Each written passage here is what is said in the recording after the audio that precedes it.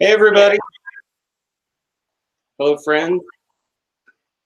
We are here for our weekly episode of Believe, and we are discussing Good Omens by Neil Gaiman and Pratchett. We're discussing the new show on television. It's done on Amazon Prime. We're going one episode at a time, so please, if you have watched ahead and binged this, which I was totally tempted to do, don't spoil it for anybody. Also, if you've read the books, please don't spoil it for anybody who may or may not have just watched this one episode. I can say that the minute we get off air tonight, I will be watching the second one. I've watched the first about 4 or 5 times. This is a book I've read 9 times, I think. 10, 20, who knows? It's quite a few. So I'm really happy and excited to share this with you. And let me introduce my co-host, Amy, Truer Than True. And we have a special guest tonight. Hello. This is Ben. Ben is my husband, and Hello. He's a massive Terry Pratchett nerd. Terry Pratchett. All right. So, just to prove the point. Yeah, he's been really looking forward to Good Omens as well. So we've watched it together. We've also been very good and only watched the first episode, even though we want to watch all of them in one go. So yeah, it's a Brit takeover tonight. We've outnumbered you for once. Bizarre. Which you never get to do on the Cylon Johns. So yeah. No, it's on the Cylon. Although this time, instead of being outnumbered by girls, the boys are outnumbering this time, John. Oh, okay. Yes, yeah. Boy power. So both of you have obviously read this book. Yes. Mm-hmm. Probably more than once, I would imagine. Something I eventually want to go into is an old game that's been around for about 30 years is what parts are Pratchett and what parts are Gaiman.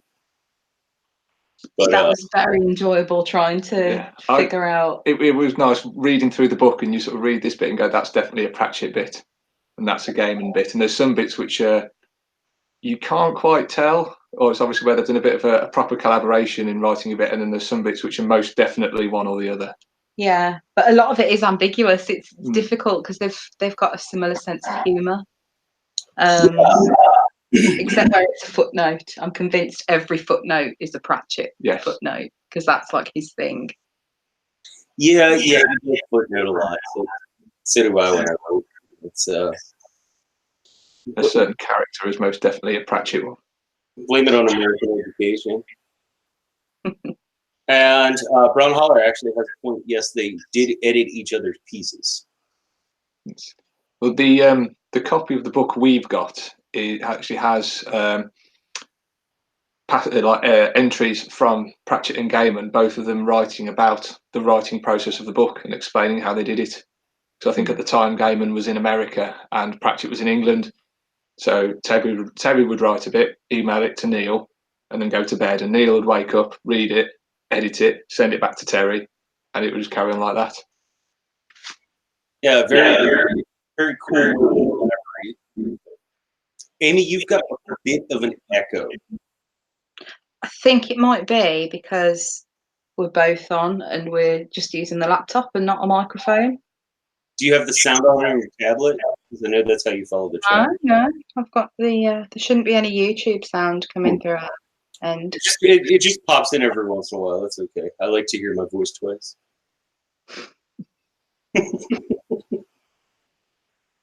So dive right into the episode. So the opening scene, one of the things that we both said, it was very reminiscent of Hitchhiker's Guide to the Galaxy. Yes. You know, the opening when they did the film, and you've got the opening. It was very much like that.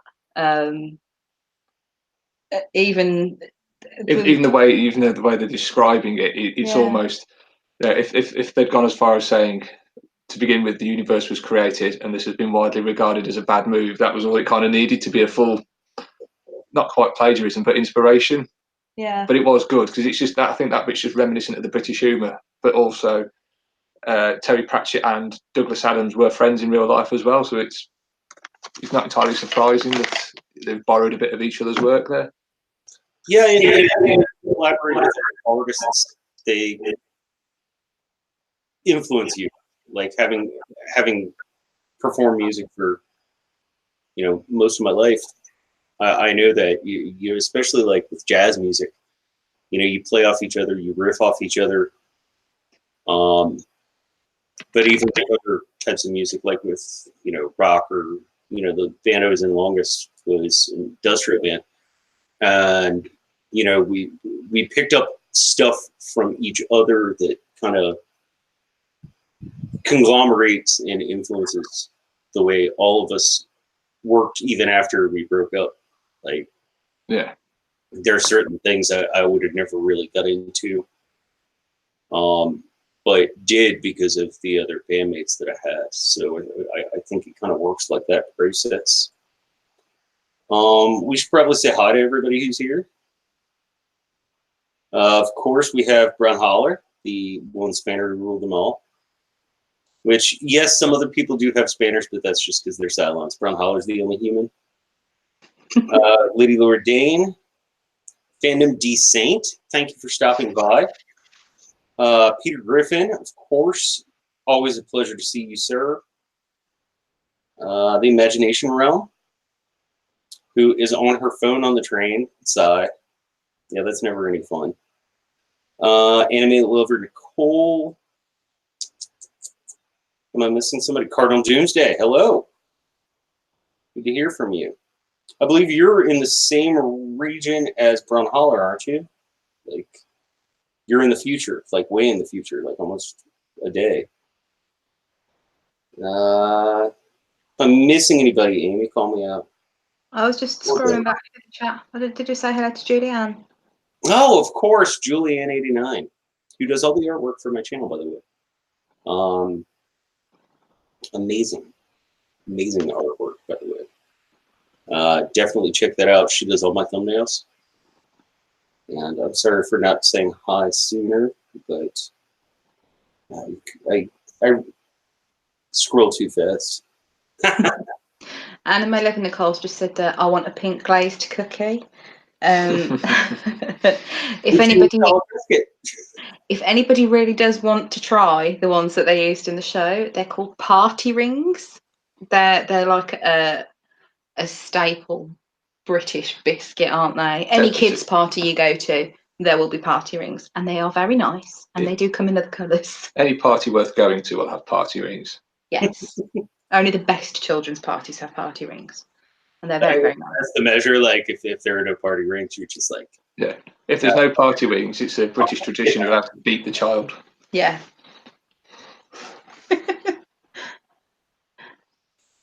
When Julianne said she thought the party rings were something else. Nice. Oh, Julianne, I love your dirty mind. I will endeavour to bring a packet or two of party rings to Con of Crones with me. So if anyone is going and you would like to try one, I will. I'll stash some in my suitcase. You can be the mad biscuit lady. I will be the crazy biscuit lady, and then have to explain the difference between biscuits and cookies to everybody. It'll be hilarious. And of course, Fandom D Saint says that Warlock's 11th birthday party was not the best ever because there weren't any Funkos there. Oh, well, there you go. Went to what? Funkos. There also was no interesting thing with weapons in that party. No water pistols. There was a distinct lack of water pistols at that party. Also slightly disappointed because the kids at the birthday party go on about Transformers, which is a personal note. They don't this time. And My Little Pony. And yeah. I am wearing a Pinkie Pie t-shirt because I have no shame. I mean, I agree, but at the same time, I like how they made it less era specific. Yeah, well, I suppose it's the current generation. It's tech rather than toys, isn't it? Yeah. I thought they did that in a pretty clever way. Although that does help accentuate Aziraphale's sort of the fact that his fashion and social sense is stuck 50 years in the past, like with his magic act. Oh yeah. So it sort of helps make that much more funny. I want at some point in my life to be able to say, "This is rubbish. I had Penn and Teller at my birthday party." That would be. I would love to have Penn and Teller at my birthday party. That would be pretty epic. I'd love to discuss theology with Penn and Teller for about 2 or 3 days. A bit one-sided if you were discussing it with Teller. Does actually speak, just not when they're not during their act. Right. But we're getting ahead of ourselves talking about birthday parties. Far ahead of ourselves. The introduction, our narrator, actually has a name. Yes, we have an appearance from God herself in this as such. I think it works really well because in the book there's so much extra information that they're telling you about, this person was thinking this and doing this and explaining situations. If you didn't have that, it'd make no fucking sense.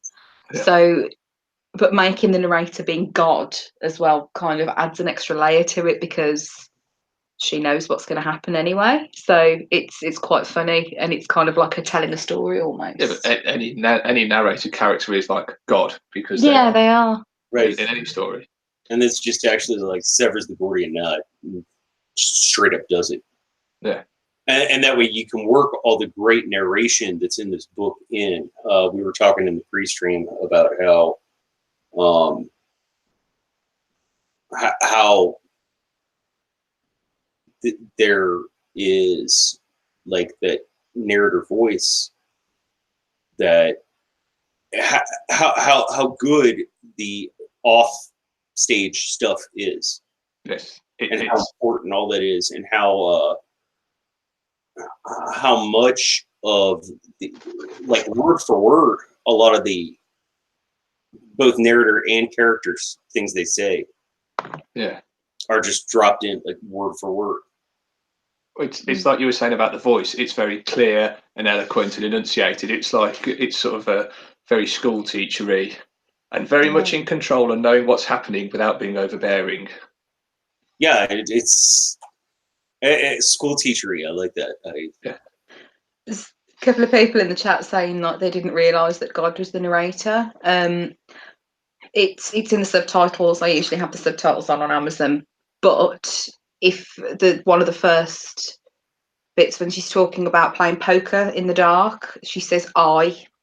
Yeah, I only caught that on my like second or third watch through, and then I was like, oh. Because in the book it's God. Yeah, but you'd probably only get that if you'd caught it, and second of all if you'd read the book. So it's quite subtle. But... And I have always loved that description. God plays a game that it's God doesn't play dice. God plays poker. In the dark for infinite odds. With a dealer that's always smiling. And doesn't explain the rules to you or something, yeah. Well, as somebody who has a penchant for gambling, I really enjoyed that. Like, I remember the first time I read that, I'm like, oh, that's awesome.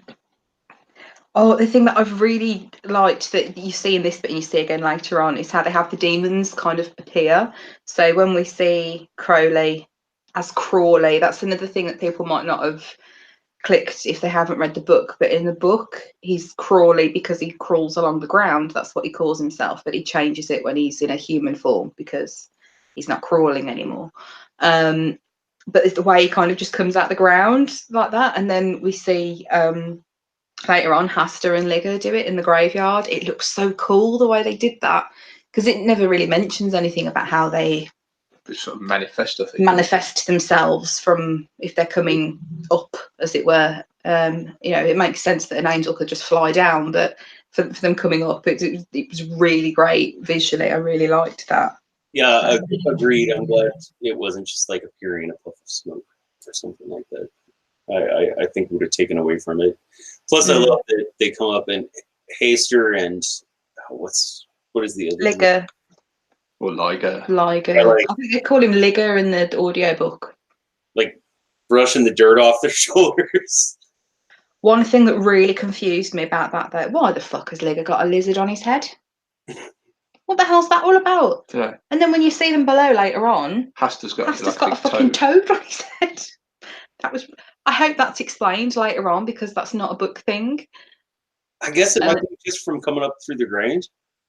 Why would an iguana be on It the? was a chameleon. Was it? You don't get many sort of burrowing chameleons in England. So. Yeah, or anywhere for that I don't think matter. you get any chameleons in England. It's too cold, isn't it?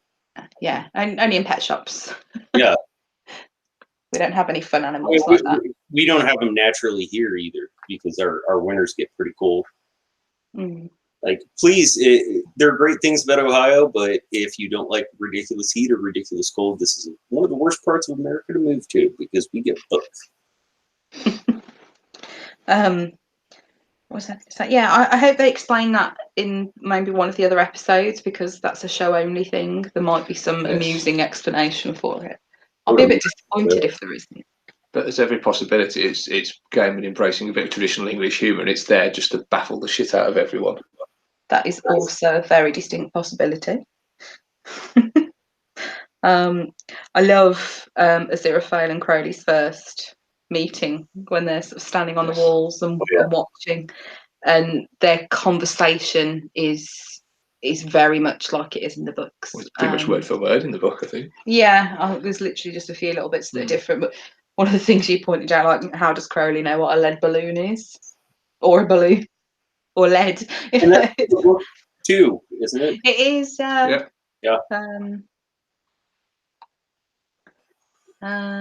Imagination Realm thinks the reason is a spoiler. Something to do with the Demons Association. Could be. I don't know. I'd have found out if we'd binged them all like we wanted to. The really sweet little thing actually, when it starts raining, Aziraphale shelters Crowley with his wing as the camera's coming out. I thought that was really sweet. That's a book thing as well, but it happens a bit earlier on because in the book it's raining when they're chatting. Yeah, that's just very sweet. Because he's still in his snaky form, isn't he? Is it in the book? Can't remember exactly. I think he appears as a snake, but then he metamorphoses. Yeah. It's quite funny how they say, "Oh, wouldn't it be funny if we both got it wrong and I did the right thing and you did the wrong thing?" Demons get in a lot of trouble for doing the right thing. But they kind of did, but then they kind of both did the right thing because that was what they were supposed to do. I love how he was. Oh, it's ineffable, isn't it? I love it. I was like, I don't know. They just told me to go up there and start some trouble. And I mean, there's not much trouble you can cause when there's only two people to I think it's quite funny as well when Aziraphale's trying to explain how he lost his flaming sword as well. Just put it down somewhere. Yeah, he tries to give a few more excuses in the book, doesn't he? But yeah, he was being a bit of a bleeding heart, wasn't he? Yes. And that's how man learned how to make fire. And she's expecting. Yes. I think the dialogue in that scene is just so great, so well done. I think it works as well. Just a lot of the casting as well, because Martin Sheen's got that very. He's playing Aziraphale as a sort of a very sort of not indignant, but very sort of almost nanny-ish Englishman. So, we must look after them. Be careful, and all. Isn't it all lovely? Any English people watching, it's very much to me like Sergeant Wilson out of Dad's Army. Yes, I'm familiar with the show. Yes, that's what it reminded me of. And then Crowley's like Keith Richards. It's a little bit. It's almost. I think that when you first see him, he's not quite. He's not got the swagger because he's got a lot. Again, he's got kind of the Jagger swagger later when he's got his Bentley and his longer hair, and he's almost a little bit sort of. Oh, have we done the right thing when you first meet him? I get the impression that's the first time he's come up to Earth, though, I think, isn't it? So, yeah. And obviously by the time we get to well, the current event, like the actual current events when the kids are 11, Yes. should be like present day now. So And he's in his Doctor Who form. with his short hair. The one line from the book that I wish had been in that introduction that wasn't was when the narrator in the book is talking about Crowley. He's not an angel who so much fell, he just kind of slunk down. Yes. I can't remember the original wording, but it's so. Yeah. He sort of sloped off to be with the cool kids. Yeah. Yeah, it's kind of from the beginning they kind of paint out he's not really No. bad like the other demons are, and yeah. He just wants to keep his head down and enjoy himself, really. Well, yeah, that's an overrunning theme, isn't it? In the book, like he doesn't actually want. He likes Earth, you know. He wants to. He wants it to keep going.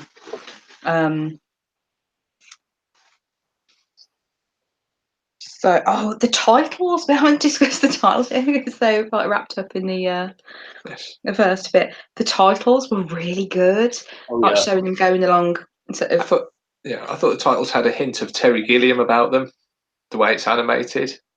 I can see just me. Oh, like Monty Python. Yes. Yeah. Or I was thinking even possibly like Tim Burton, early Tim Burton, like Beetlejuice era. Yeah, if sort of the actual figures of Aziraphale and Crowley, yes, but then like the rest of it, I think there's a scene where there's like a lot of people on a cliff and there's folk being chucked off, and that the sort of very rigid movement. That bit particularly reminded me of Terry Gilliam. Agreed, definitely agreed. And so that brings us to the graveyard. Yes. Yeah, you've got Crowley swaggering. Really tickled me when Haster just sets his hand, starts flaming so he can light his cigarette. It's pretty awesome. But again, it's one of those a very British saying there, bugger this for a lark, not by the seven hells or by the great horny one's nutsack, it's bugger this. Yes, and I love that Haster, and I'm sorry, why do I keep forgetting? Are so Linger. It's spelled Ligur in the book. Ligur, yeah. Got to get out of my angel book because I know Haster. I definitely remember is an apocryphal fallen angel, but don't remember Ligur. So I'll have to look that up. Tune in next week. But I love how they're so archaic. Yes, like with the overcoats and everything. Well, not that they're great temptations that they created.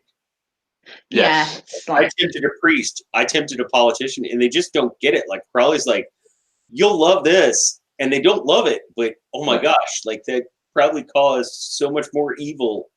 Well, I think there's a thing that's mentioned about that in the books where sort of the narrator sort of takes over and says that there's a lot more craftsmanship in tempting a vicar, whereas sort of Crowley's gone for quantity over quality almost. Yeah, and they kind of mention the ripples that creates. So he says like 15 million pissed off people, and then they would have gone home and taken it out on each other, and then that puts that person in a bad mood for the next day, and how it has this massive. But then it's funny because a non-book thing is when that comes back and bites him in the arse when he's trying to phone Aziraphale. Yes, and he's in the car, tries to phone him. That was because in the book that it was before people commonly had cellular phones. Yes, it's just the phone, or like the phone lines he says he's brought down. Yeah. I think in the book it was just tying up the highways. It was M25. No, the M25 is mentioned, but I think in the book it's the phone lines that he's tied it's like up. normal phones, not like landline phones. Yeah, the M25 I think was one of Crowley's creations. I think it's mentioned that he did something to it to make it into some sort of satanic symbol, like the overall shape of it. Changed the root of it to represent a satanic symbol, and that's why it's such a horrible motorway. Again, British thing. People that aren't aware of it, the M25 is a major motorway. It goes all the way around London. Yeah, that goes around the outside of London, so it's constantly. It's generally considered the UK's biggest car park. Yeah, and avoided at all costs. That's like Chicago here in the States. Like you'll have traffic jams at 9 p.m.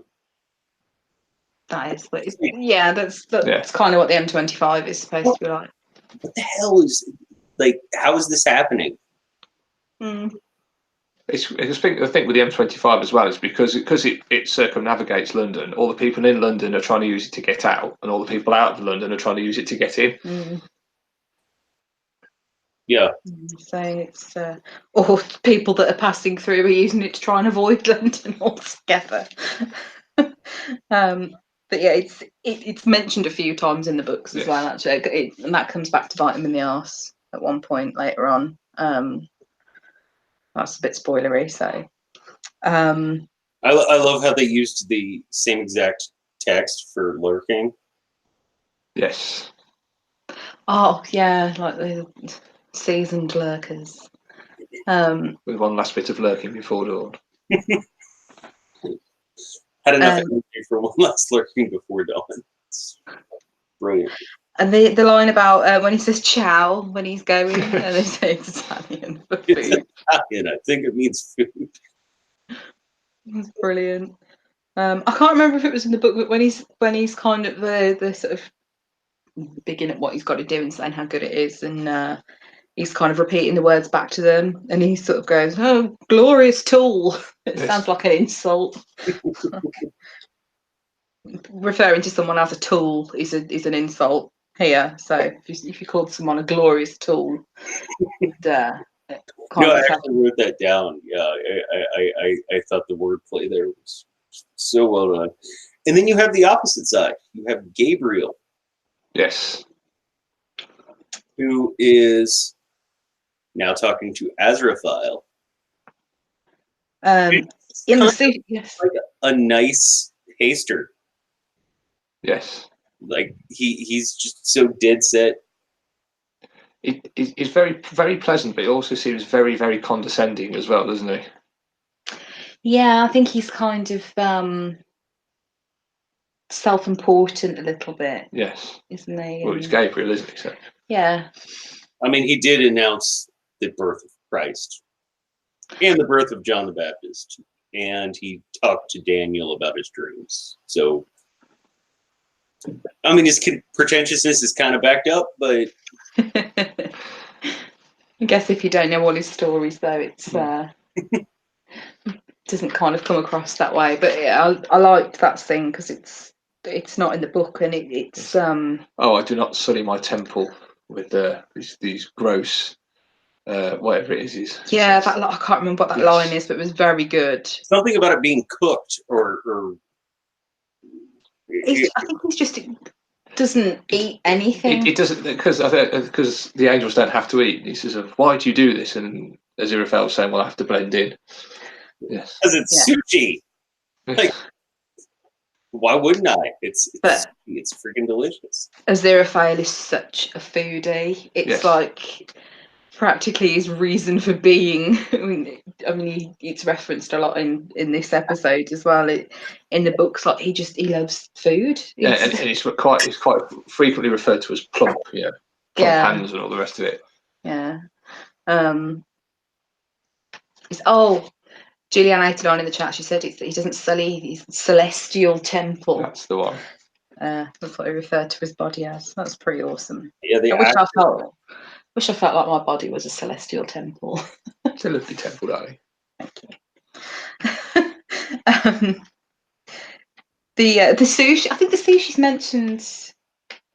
Sushi's mentioned at some point. I think it's mentioned in the book when Crowley's giving him the sort of the spiel of no little sushi places where everyone knows your name, but Aziraphale's not actually in the restaurant when Gabriel comes to him. Yeah, it's in their chat later on, like when they're drunk, isn't it?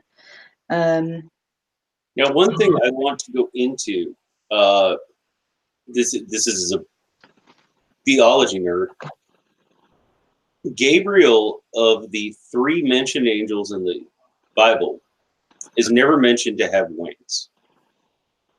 And I'm wondering if we'll never see Gabriel with wings. It doesn't say he doesn't have them, but he's never mentioned with wings. And there's always been this huge theological debate since the Middle Ages about, because he's an archangel, does that mean he doesn't have wings? And I just think it'll be a really interesting, nice little Easter egg for a nerd like me if you never see Gabriel with wings.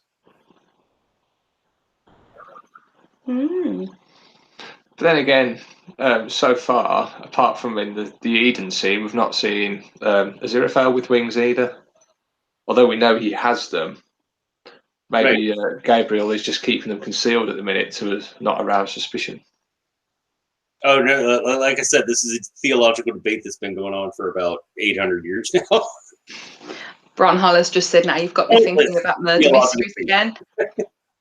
That's exactly where my head just went. You see what Bron Hollis said in the chat about murder mysteries?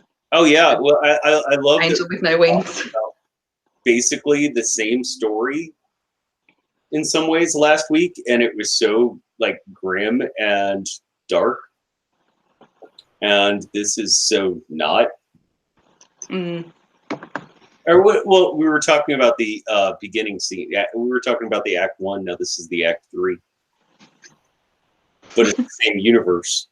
And last week it was such a dark story as opposed to this, which is it has its moments, but mostly just humorous. And then we meet the Youngs and the Dowlings. Yes. And the Chattering Order of St. Beryl.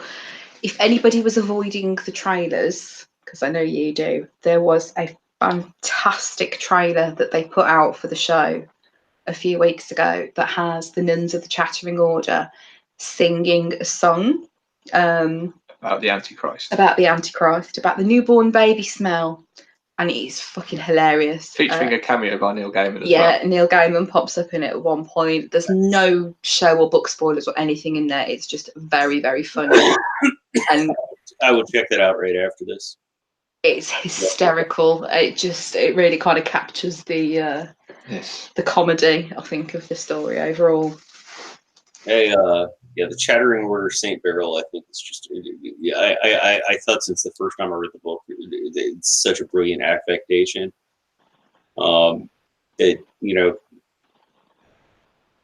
Because in some orders of Christianity, some orders of nuns and some order of monks, they do take a vow of silence. So I think I just thought it was hilarious that there's an order of satanic nuns that take a vow of talking all the time. And saying what's on their mind. Like, no filter. There's, I think it goes into a bit more of the history of how the order was formed in the books. Yeah, I think it does. But it's kind of doesn't really need to be explained in the show, is it? I think in the books, haven't they all got names like Sister Mary Loquacious? They're all sort of refer to chatting, but it's not really in this bit. It doesn't really matter on the whole. It's just it's amusing, like the wordplay that goes with it as well. I can't resist this. Normally, I never bring anything remotely political up on my channel, but I do believe there is a representative of world power right now who might be a monk of St. Beryl. It's not the angry apricot, is it? No filter. And I'm just going to leave it at that. Julianne says she's actually caught Sister Verbose. Yeah, there are a couple, but I think in the books all of them have got names like that. And then you've got the mix-up as such between Crowley and Mr. Young outside. It's really funny. The actor Daniel Mays, he's been in Doctor Who as well. Actually, I'm not sure if it was an episode with David Tennant though. But the main thing that I know him from is Ashes to Ashes. I think that's the first memorable role of his I remember seeing. He was in another spacey thing as well. Was he? Yes, where he played an asshole. Doctor Who, I want to watch it, but Like, it's been on longer than I've been alive, and I'm like 10 years older than you two. So, I've got like 50 years of telly to watch, and I'm like, I don't even want to binge Stranger Things because that would take like 10 hours of my life.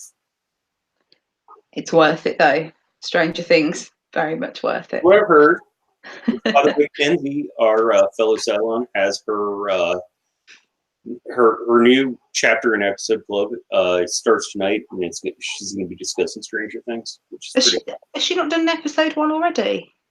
She's doing episode 1 and 2 tonight. Oh, she's doing both. I knew I'd seen the thing pop up. I wasn't sure if she'd already done episode 1. But yeah, Stranger Things is good.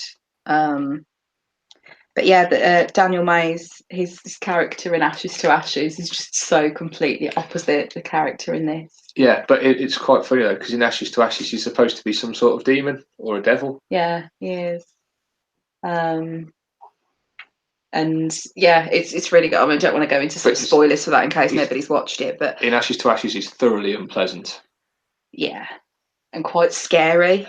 So seeing him as this sort of like very incapable 1950s British dad, right? Which is the one thing I don't think worked as well as it could have done in the show, because he's supposed to be like a dad that's 10 or 20 years, sort of out of sync with current society. And I think the whole knitted tank top and pipe, even for present day, it's a bit too far back into the 1950s.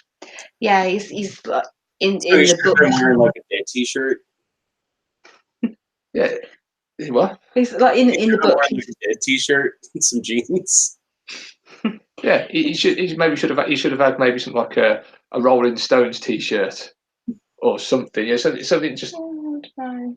That'd be a bit too cool. He's very old-fashioned in the book, isn't he? Even though it's at that point we're kind of looking at what, like the late 80s, late 80s, 90s, but he's supposed to be 50s dad there. Yeah, he's supposed with to be his views on women's rights and all that. Yeah. Oh no, I'm just saying like that 30-year change, like it'd be like blue jeans and a dead t-shirt, or like or at least a shirt, just a plain shirt. Through his cheek in a leather jacket.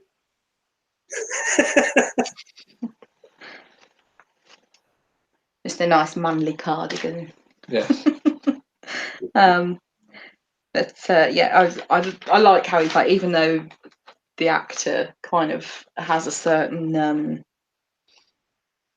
connotation. I think it's like I've watched Ashes to Ashes so many times. I love that series. The Life on Mars was the first one, and then Ashes to Ashes was absolutely fantastic BBC series, which I would recommend to anyone and everyone.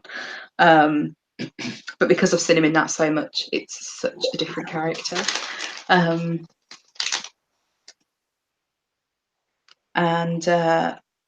obviously, Sister Mary Lacasius thinks that he is the US ambassador. Yes. His royal ambassador. His royal ambassador. There's actually a lot more. Three-card money game, which I love. Yes. Which, by the way, Amy, if you have an interest, and we're both sober enough, I will teach you how to deal 3-card money when we're gone. Awesome. And then you'll have to explain it to the children. Oh no! I'll like do a video. I'll explain it to everybody. It's not like it's. We'll just live stream it. That can be our. I gotta make sure I'm sober enough, or I'm gonna totally fuck the whole thing up.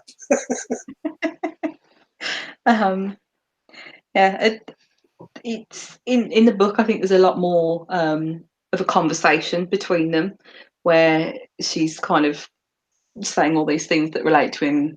Her thinking that he's the US ambassador and how confused he is, really, but just out of his very British politeness, just kind of plays along, and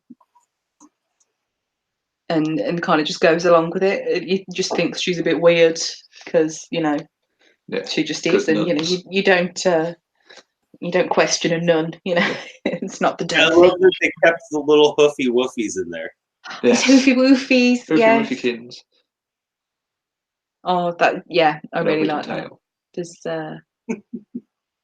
There's a line about his hoofy woofies in the song actually that I Yes. was talking about, the trailer song. Like he doesn't have the hoofy woofies that we thought, or something like that. It's very funny. Tail? Hmm? He doesn't have a little tail. Oh, he doesn't No. have a tail. And she's like, does he look like his daddy? Probably not. Oh, and then I love when Crowley's like, what is it? Dang.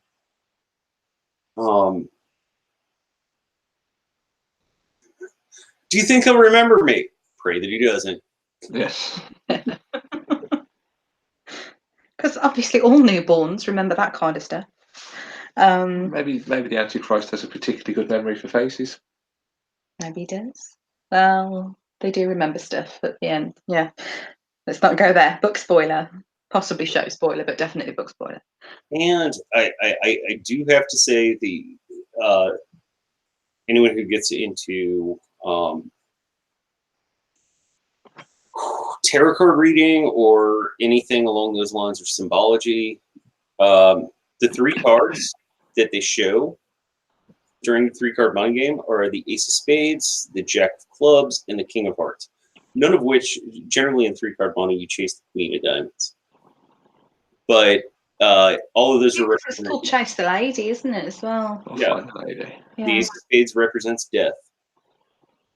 And the Jack of Clubs represents a common person, and the King of Hearts represents the thing that you love. Mm. And I love how they threw that in. It's like there's so many Easter eggs. I actually have some tarot books. I'm going to have to look that up because I can't remember much of anything about it. So, Unless the Ace of Spades just represents a particularly good taste in music. I have a feeling didn't Neil Gaiman? He's done some writing stuff that's something to do with the tarot. Yeah, I can't remember what it is now. he did a series of sestets about a vampire tarot. He never finished it, as far as I know. At least in its complete finished form, it's never been published. Oh, I'll have to try and look it up. Actually, I think it's in Smoke and Mirrors. Is What it? it's published is in Smoke and Mirrors, yes. That's probably where I've read it then. As soon as I've been reading that one lately. And then also there is the Sandman Tarot, which is out there, which if anybody has a copy and they want to sell it to me for less than $1,200, please PM me and I'll give you my address. How much you have to spend on it. The wink. The wink thing, that's straight out of the books, isn't it? Like what they actually think the winks mean. Yeah. And how they fuck it all up. They mentioned it would be nice to think that so the other baby went on to be discreetly adopted and have a normal mundane life. Win prizes for his tropical fish. Which may or may not be what happened. Yeah, we may or may not find out more about that other baby. Mm. I love the scenes with the president and the ambassador. Yes, it's so exaggerated. It's such an exaggerated representation of American politicians. Yes, it's like a caricature, isn't it? In the book, he's not talking to the president, is he? He's talking to his stockbroker or something. Because there's a line where it says he even put his stockbroker on hold for 20 minutes while he's talking to his wife. I think that's in the book. I think in the show, I mean, in the show, it's like it gives you the impression he's in the White House, maybe in the Oval Office, because you see like the blurred president figure in the background, and he sort of just keeps calling him, and it's "I've got to go, honey, the president wants me." But he's an asshole. Makes you want to throw things at him. He's a fucking tosser. Yeah. And who wouldn't want to give birth in a room full of Secret Service Secret Service men with video cameras? And actually, that's something that's mentioned in the books that didn't appear in the show is the Secret Service men feeling all very conflicted about all the nuns, and because normally people wearing long robes are running at them, they have to shoot, Oh gosh, and that yeah, doesn't there is pop up in the show, but it's very funny in the not book. very PC though, is it? So, Yeah, PC has its time and place. It does, but yes, I do think in a lot of modern media, some things are taken out of context. mm, It comes down to even though a certain term that you will never hear come out of my mouth is used ironically throughout the book Huckleberry Finn, it's been banned at schools because it's supposed to be and the entire point is that that certain term is wrong, and it's used ironically. That type of stuff kind of upsets me. mm. Probably shouldn't go into that though. So is that we don't get the Hastur conversation then, do we? No, that's later on. Although I suppose we can touch on that now rather than jump back to it later on. That's when they're going home with the babies, and Hastur shows up and speaks to the nuns and tells them that they're to dissolve their order. And if they don't go and tell the nuns and dissolve the order, then they'll just perish in the fire. They'll perish in the fire. Don't deals with demons. Yeah. It's although it is revealed that it's him that starts the fire in the book. It's in the beginning, like at this point, it's kind of a mysterious fire, isn't it? It's caused by a thunderstorm a few days later, but I suppose that bit's not really matters that they've changed it. Yeah. I thought it was a bit horrible that he killed one of the nuns, though. Yeah, but he's a demon. Yeah, they're on his side. But it's what he does. True. And then we get the funny thing about St James's Park, that it's all the ducks. He used to be fed by secret agents. I think it only mentions there's like the a Russian attache's black bread. Yeah, I think in the books it talks about like some other person has like soggy Marmite sandwiches or something. That's the head of MI9. Yes. Yeah, I think that's one thing that might be lost with some of the younger viewers, like people our age. Remember the Cold War, and that's basically one of the representations of what this book's about. I mean, Azurfile and Crowley. It's Cold War competition. But the whole thing is the spies actually have more in common with each other than they do with the people who they report to. Yes. And I think, I don't get me wrong, I think it's done brilliantly well, and I don't think there's another way to do it. But I think a lot of those Cold War connotations might be lost on some of the younger viewers. And that's not a criticism towards people being young, because you got to be young sometime, and just depends on what time it is. I never see Zep. But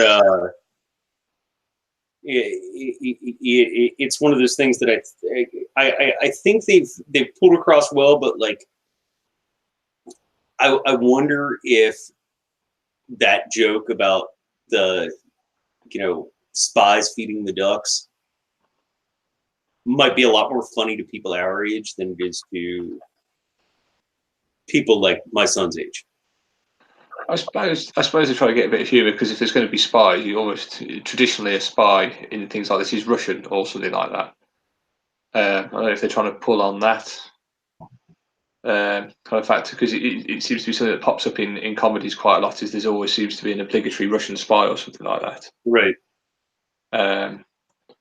Obviously, they do go again in the books. They go into more detail about there's several sets of assorted spies all doing dodgy deals or meetings in the park, and that theme continues really whenever Crowley and Aziraphale are meeting. Yeah, but I do love that the discerning duck has the Russian black bread best. By the way, have either of you ever had Russian black bread? No. No, actually. It's good. It's really good rye bread. Amy, you can eat it for 6 weeks. You're Yeah, no bread for me for a while. Yeah, I'm only doing paleo so I can lose a bit of my extra insulation before I'm subjected to the horrific heat of Nashville, because I don't do well in the heat at the best of times. So any less padding is a good thing. Well, and you'll probably be going out with me to Azeraphile restaurants where you very small portions of very expensive food. And there's Russian spice in the background. Yeah. So we've got the Azeraphile and Crowley meeting in the park, and they're kind of talking about how it went as such, and that it's begun and what's going to happen. And this starts with sort of Crowley he's kind of trying to tempt Azeraphile. Yes. Like, oh, but you're not going to have this anymore, and there's sort of not going to be any of that after it happens. It's the one-upmanship argument. Well, we've got all the best composers. Yeah, I've loved that. You know how much of a music person I am. I've loved that since the first time I read the book. Like, we have all the best composers. Mozart, you got him. In the book, Heaven's got all the best choreographers. Yeah, he's talking about food at that point as well, so the restaurants and that kind of thing. And as they're going, this is something that crops up a few times in the books. They talk about events and go, "Was that one of ours or was that one of yours?" And they never know which it was. The Reign of Terror, yeah. Yeah, just part of the French Revolution. And yeah, they're like, they don't know. They don't even care, because all Aziraphale can think about was the fact that when they were there, they had crepes. Yes. Yeah, that's a big question. Do you think Robespierre was working for heaven or hell? Well, they don't know, do they? They can't remember. But I love that all he can remember is that he's such a foodie that he remembers crepes he had 200 years ago. It's brilliant. And the look on I'm sorry, the actor who plays Aziraphale, what's his name? Martin Sheen. Yes. The look on his face when Crowley says, "No more old bookshops." Yes, he's going straight for the heartstrings, isn't he? Yeah. It's like, no. I love it when they're going back into the car. There's a parking warden there, and his notebook just spontaneously combusts.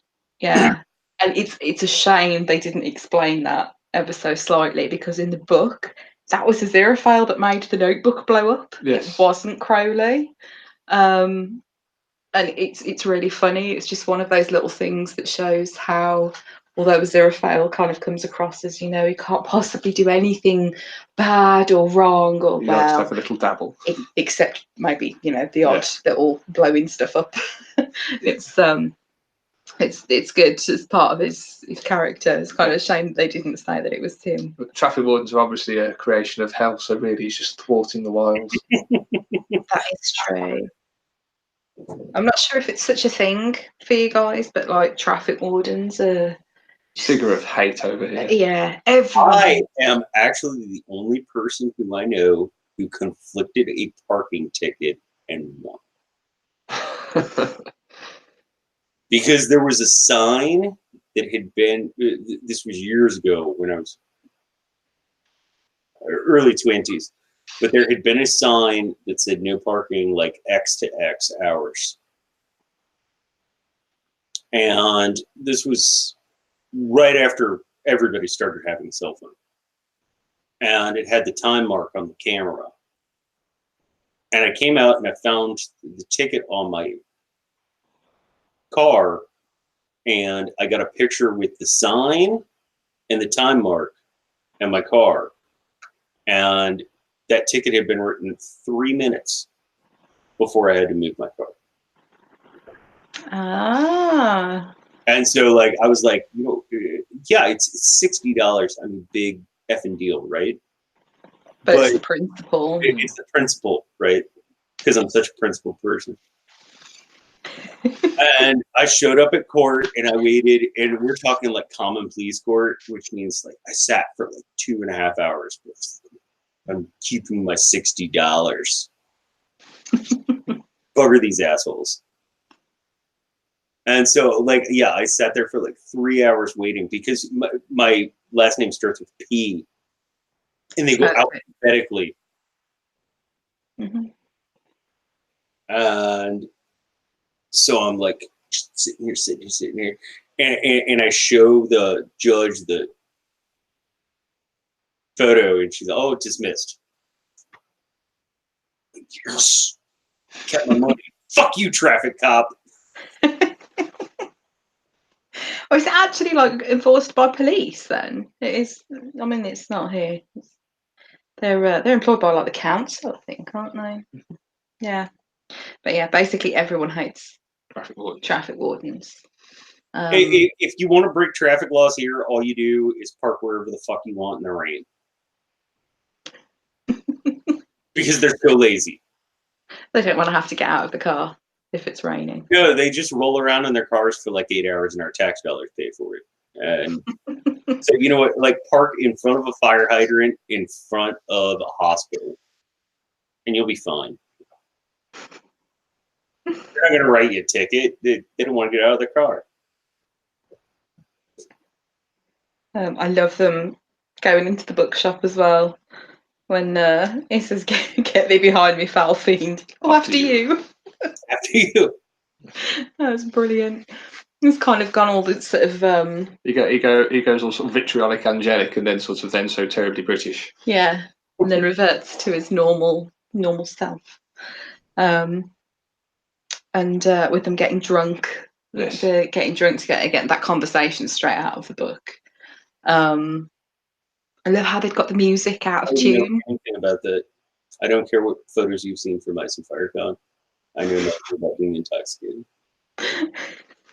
No, you just fall asleep. You don't talk about dolphins. Fall asleep and dream of Starbucks. Dolphins. It's dolphins.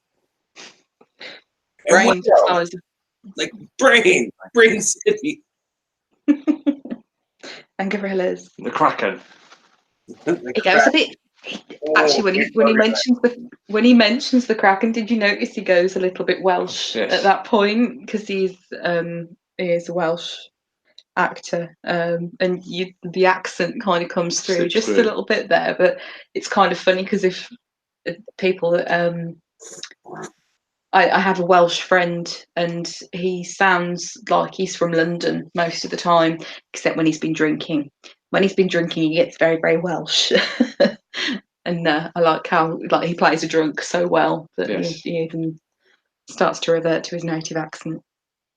Well, I have the same thing. Like, if I hit a certain level of intoxication, certain words come out very Irish. Yes, I've heard that many a time, funnily enough. Just because that's how I was raised. Like that's how I learned the English language. And, I normally have a very stereotypical Midwestern accent, but occasionally certain words will come out and I'm like, oh, fuck that. Particularly by the end of Asylum John's stream.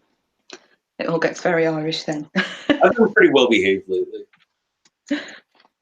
The music being all out of tune in the background is very funny. Drunk music. Drunk music. Yeah, even the music was drunk at that point. And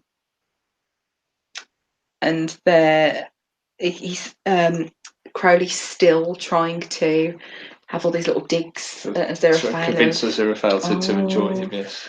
What about this, The word is, he likes the sound of music. Yes, that's straight from the book as well.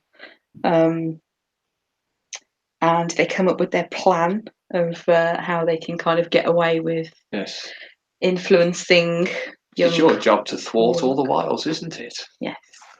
So if they thwart each other, it will cancel it out, so the child will be neither good or evil, which is a fantastic idea.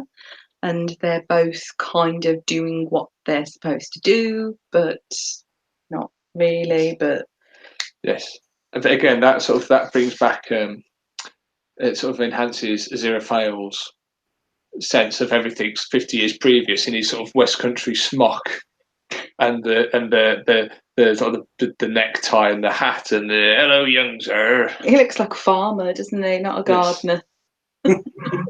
And then you've got an Crowley as his Mrs. Doubtfire meets Mary Poppins. That umbrella was straight out of Mary Poppins. Yes. With the parrot head, when we see the umbrella, Yes. I did inwardly cringe at that. Yeah, I didn't. Oh, horrible! I'm gonna have to watch this again. But yeah, just as you get the vision of him walking towards the house, walking up the driveway, the umbrella's there, and it's got a parrot's head, which is straight out of Mary Poppins. And I don't tend to publicise where I work, but I work somewhere geeky. And one of the things that we've done a few times, and it's always only ever available on pre-order. So as soon as they come in, they go straight back out. And I spend half my life explaining to people that it's a pre-order. Was replica Mary Poppins umbrellas that Disney started producing that actually have the parrot head. I saw that and I was like, fucking Mary Poppins umbrellas are fucking everywhere. It's like, I couldn't miss that. Like your purgatory. Yeah, that and Infinity Gauntlet. Anything to do with the Avengers, really. Yeah. Fucking mugs and hoodies and yeah. No, if you want to like do a 5-minute rant about how pointless Marvel is, I mean, this is my channel that I share with you, so I'm more than happy to bitch about how pointless Marvel is. It's not how pointless Marvel is, because like technically it kind of pays my wages. It's all the fans. So it's the people that like Marvel that are my problem. And don't get me wrong, my favorite superhero of all time is a Marvel character, and that would be Nightcrawler. But I just don't. I don't get the obsession, and I guess certain people don't get the obsession that like you or I have with certain things. But it's a movie a month is like just way too fucking much for me. It is. It's a lot. Especially when it's just a big bang boom action film that really has about as much plot as.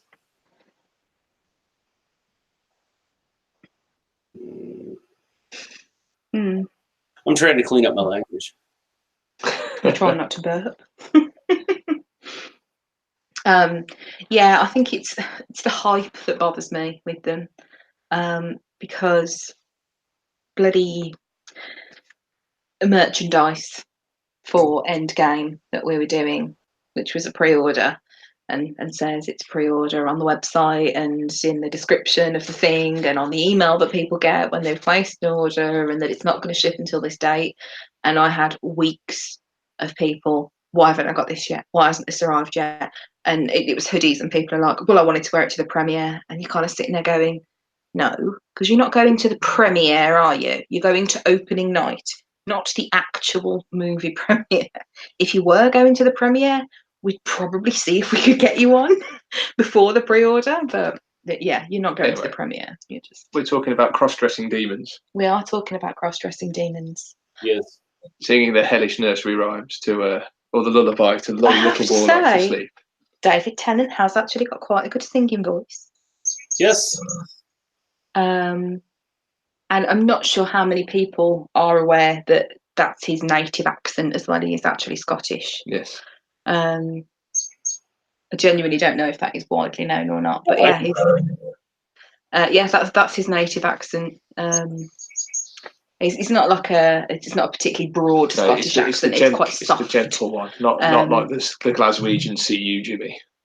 Yeah, but his own actual speaking voice is lovely. Actually, I remember listening to a Doctor Who audiobook that he'd narrated, and it was lovely. I kept forgetting what the story was about because I was just actually enjoying just the sound of his voice.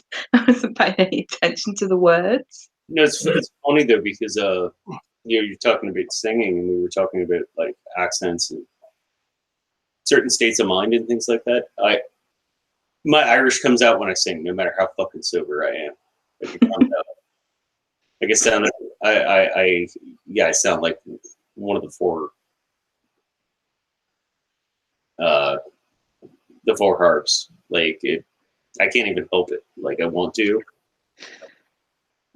I want to sound like American singing, but I don't. I sound like a cat being strangled, so it could be worse. I certainly don't sing when I'm sober. So no karaoke night in your future. What she's saying. It depends how much I've had to drink, but bring earplugs and tape the windows and an umbrella. If it does get too hot, yeah, I can make it rain. I never bring umbrellas inside. It's how super. I know I wouldn't. Yeah, but it wouldn't rain inside. But yes, my singing's bad enough to make it rain outside. I like the next scenes with the meetings. The up and down escalators. With their higher ups and the escalators. Yeah. Like visually that looked amazing, didn't it? The way they'd got them one going up and one going down. But I was quite surprised actually that Crowley meets with Beelzebub, because we don't meet Beelzebub in the book until much later on, and only very briefly. And I also liked that it was a woman as well, not a man. So many things I loved about this scene. For one thing, it's messy, but being a club kid for years and years and years, hell looks a lot more fun than hell. It did kind of look like they were going to a rave or something. It looks a lot more fun than heaven. Like, big party going on. I love that Beelzebub was female. Like, it's that whole gender ambiguity. Like, I thought that was really cool. And did you notice there were flies in that M word that I hate to say because it like makes me retch in my mouth? Like baby flies. Yeah. Were literally all over. Yeah. Just I think it's mentioned in the book, isn't it, that he's in the book, but her voice is supposed to sound like flies buzzing. Yeah, almost like a million flies buzzing is what it sounds like when she actually speaks. I really liked that though, like that they'd actually got the flies there. Yes. You could see it was good. And this is the bit where Haster's got a toad on his noggin. Just really weird. Oh, Julianne said the next thing I was going to say, do not lick the walls. Yes, the sign. On the sign. You kind of look at them and you're like, ugh, why would you want to? I want that sign. Do not lick the walls. I will totally hang it up right here in the office. Like, I don't think you'll see it on camera because I've got this big fucking bookshelf behind me and shit. But there's a small space in my office that does not have bookshelves, and yeah, I want a "Do not lick the wall" sign. I was really. I think we've got shit all over the walls. We've got nowhere we could put anything else. No. And oh no, you can't you can see stuff behind us at the moment, but like yeah, walls are covered in shit in our house. It's various stuff as well, like family photos, train paintings, and musical stuff, dead things. Yeah, records. There's just all sorts. A whole mishmash of weirdness. It's probably quite a good description of us actually. And then I think that's when the meeting. That's when Gabriel comes back, and he comes back as full condescending mode when he's talking to Aziraphale, and he's going, "Yes, it's very commendable what you're doing, but it's just going to fail." Yeah. But in that sort of very, isn't he doing well? Like a little pat on the head. Yeah. Yes, it was a verbal pat on the head. You know, Gabriel, I think both the book and the show comes across as a bit of a Oh wait, I'm not on Mackenzie's channel. He's a bit of a cunt. You know you can drop the C-bombs on your own channel. Right, but I'm on so many streams. I sometimes forget whose channel I'm on. Yeah. Not what I'm talking about, but whose channel I'm on. And I'm like, I try and keep it clean around Mackenzie. I mean, shit, she's 6 months younger than my kid. And far more innocent. We're so going to get her to say cunt at con. We have to. I'm going to have a microphone. I'm going to walk around with a microphone. I'm going to get Mackenzie drunk. And I'm going to make sure she drops a C-bomb. It's on your bucket list, isn't it? It's like life goals. Oh no, I'm going to use it as the soundtrack for all my videos, like the opening soundtrack. That would be awesome. Like I'll just mix it, and it'll just be like cunt, cunt, cunt, cunt, cunt, cunt, cunt, cunt, cunt. Sounded a bit EastEnders-ish then. Oh, it'd be so funny. Also, if Mackenzie does watch this later, sorry, Mackenzie. Sorry, we're only joking. I love you. She does pop in and say hi occasionally, so yeah. We love you really. But we are going to get you. John Hamm. That's the actor who plays Gabriel. Yes. Yes, he's a very good actor. Brilliant. He does that condescending kindness so well. Yes. Like, it's really good how he does. Oh, it's like that fucking professor you had in like freshman literature. He's like, oh, well, you want to study literature? Okay, that makes sense. And he's thinking about how you might be fucking with his tenure in 5 years. Yeah, I sort of got the feeling off him as well. He's just so full of his own superiority, and it's almost empowered by his own smugness, knowing that he's essentially better than all the rest of them. Yeah. Bear Island Josh, he said he does smarmy. Yes. Yeah, that's a good word. Oh yeah, it makes you think of that. I don't know if either of you watched South Park. The episode where they're the episode about green cars, where they sniff their own farts. They can fart into wine glasses and sniff their own farts. I haven't seen that one, but yeah, okay. Like, yeah, that was my immediate thought. He plays it off so well. I'm going to ask you to waffle because it's that time, Amy. Okay, so Ben and I have a little waffle. John always has to make a pre-birth. He only does it so you get a crotch shot when he gets out of his chair. And he hasn't turned his microphone off either, so you can hear him laughing.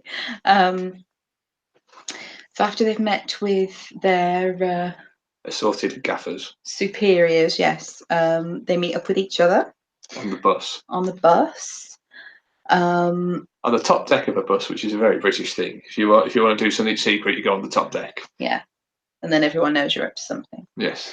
And they think the boy is too normal. But well, that's what's come from hell, because they're sort of complaining when Crowley's meeting his superiors why he hasn't killed anyone yet and why aren't his powers manifesting. Yeah. So they're always almost feeling a bit of a heat, pun intended, from his superiors as to why the boy's not eviling up yet. Yeah, and he's not supposed to come into his powers yet, but with him being evil and being influenced by a demon, they'd be expecting him to be misbehaving, at the very least. And yes, they think the plan's working, and that's why he's normal. That what they'd intended to do was like cancelling each other out. Although there's almost a continuation bit for that in the book, which you don't see in the show, where the nanny and the gardener leave at exactly the same time and mysteriously replaced by 2 private tutors at the same time, which are again Aziraphale and Crowley coming back just to continue what they've started. Yeah, they probably. I don't think they'll do that. No, so, well, that's been gone by now. And then we get onto the subject of the Hellhound. Yes. And it's going to be for his 11th birthday, and this is like the whole thing that the apocalypse is supposed to start a few days. Oh no, it starts then. When he names it, because that's when he comes into his powers. The dog, yeah, and the apocalypse should be a couple of days after he turns 11. I don't think they quite go into it enough in the show as they do in the book about the dog and how it actually works. And how it sort of it'll obey his every command. Yeah. Once he's named it.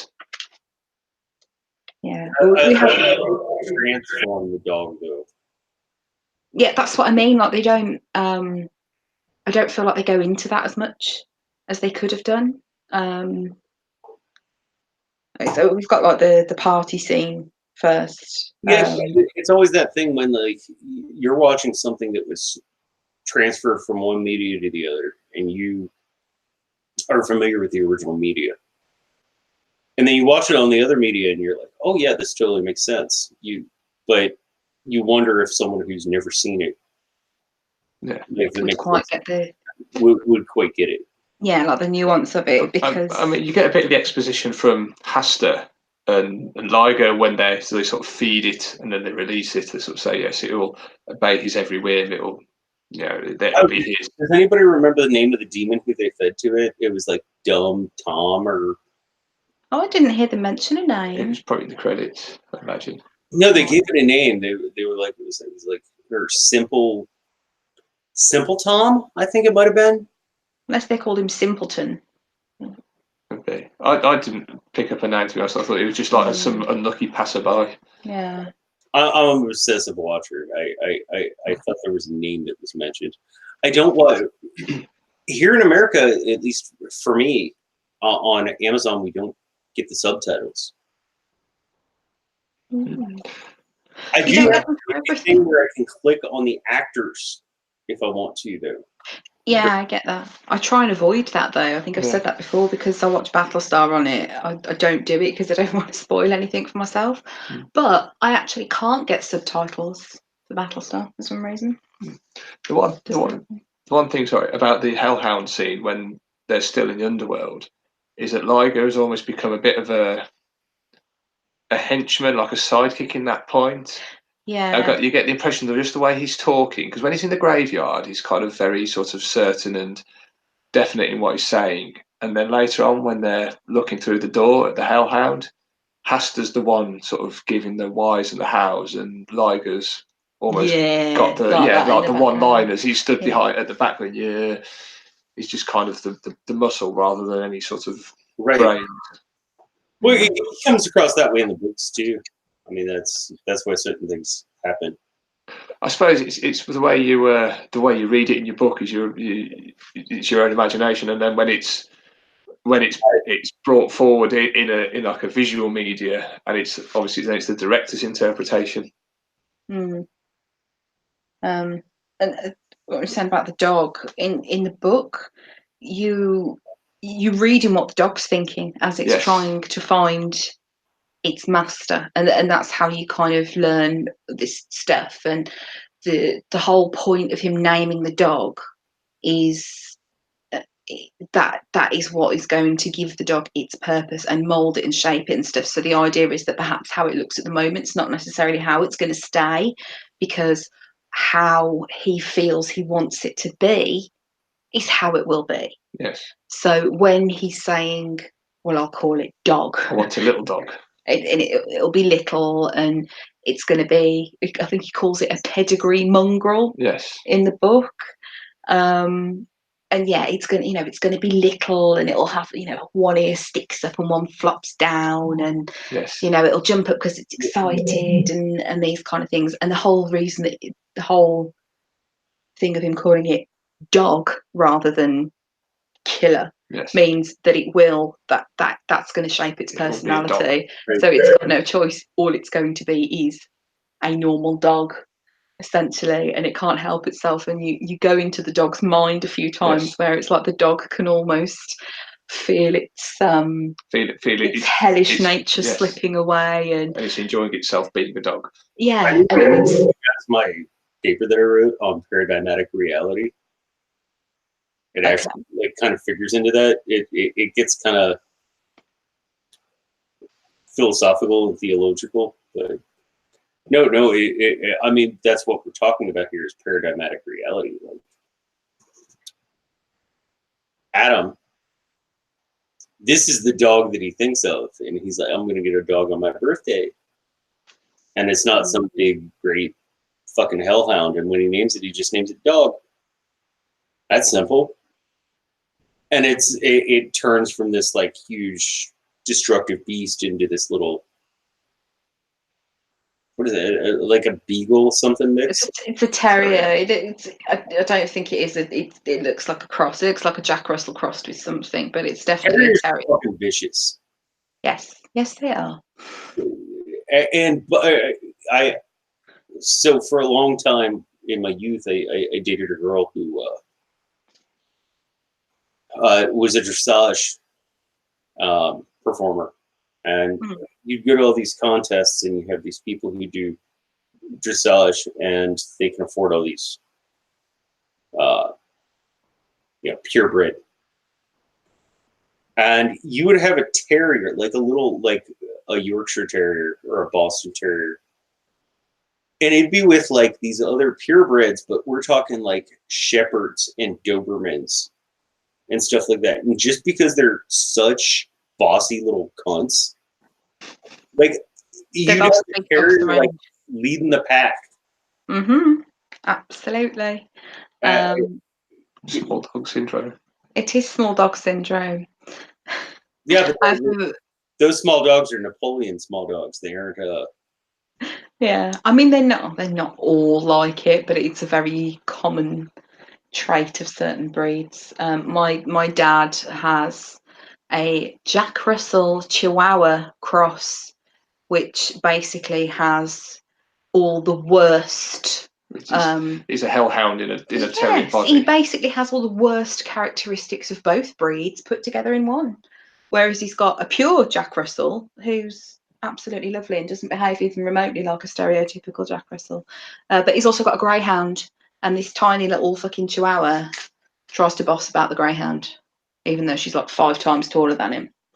So, he rules the roost, as it were. Right. But we don't like him. He's a little shit. So I always wanted greyhounds. If I had more land, I would totally adopt greyhounds, and that is the one purebred species I'd be about adopting, just because you have dog racing over there too, right? Yeah, and it's horrible, and that's why they've got that. She's their second greyhound. They had one previously. The conditions are just as bad over there. Yeah, it got both the greyhounds they've had are from a greyhound rescue, like ex-racing greyhounds. The people at dog tracks get really snotty if you try and bet on the rabbit. They don't like that. But yeah, so don't agree with greyhound racing. It is cruel, and it has a this horrible effect of all these unwanted dogs when they're not useful anymore as such. I mean, get tied up and left. Yeah, the first one that they had, Rusty, he was an ex-racer actually. He'd been very, very good. And I think he was about 4 when they got him. And I mean, he was missing half his teeth. He had like these awful patches of like dry, rock hard skin on like his joints and his stomach because he'd had to lie on concrete. And they have no padding. They need a soft surface to lie on. As much as I love horses, and like I live right next door to Kentucky, I work in Kentucky, And people are like, "Oh, you're excited about the Derby?" I'm like, "No." Like, I'm not obviously not going to say this at work because I don't want to piss people off. But no, like the horse racing industry is fucking torture. It's disgusting. Yeah. Like, if you want, this is my PSA. If you want to make yourself cry, please Google Nurse Mare Foal, and you'll cry for about a fucking week. Even my cold vampiric, I only live on whiskey, wine, and blood ass. At least that's what Johnny says. It's. I would have no problem with betting on animals, but the conditions under which they are treated, it's just disgusting. But yeah, I've always wanted to get a couple of greyhounds, but I just don't have enough land. I've only, like, my lot's like 0.4 acres, so they'd be so bored. Actually, they wouldn't. What they like more than anything is just like some nice comfy spot to stretch out. No, but they need to exercise, or they get fat, and then they get hip problems. And they very much appreciate being able to just lie around and do absolutely nothing. I'm going to take this point to embrace dad powers and bring us back onto topic. Yeah, the hellhounds appeared. Or else I'm gonna put out my PETA, my leather wearing PETA, my leather wearing hunter who also fishes all the time. PETA announcements. Yeah. So Dog is now in his current small yappy terrier form and makes friends with the them, who is a kind of our first introduction to them as well. So we've got Adam, Wensleydale, Brian, and Pepper, which are all actually pretty well represented as their book descriptions. Although it did bother me a little bit with Pepper's appearance, because in the book she's supposed to be almost like a Pippi Longstocking, sort of shock of red hair, very pale and freckly. Yeah, and I don't want to get it across like, oh no, they've used a black girl. No, it's just it seems to almost stink a bit of tokenism, for want of a better word.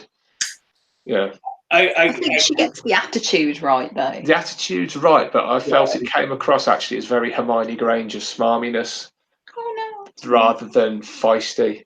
Because in the book, she's almost a bit of a tomboy and a brawler, whereas in this, it just struck me as she's almost like a very sort of Hermione Granger is all I can think, or all I can describe her. That kind of smart arsiness you want to hit. Well, I didn't feel she was that way, really. But yeah, we're going to see more in these waters.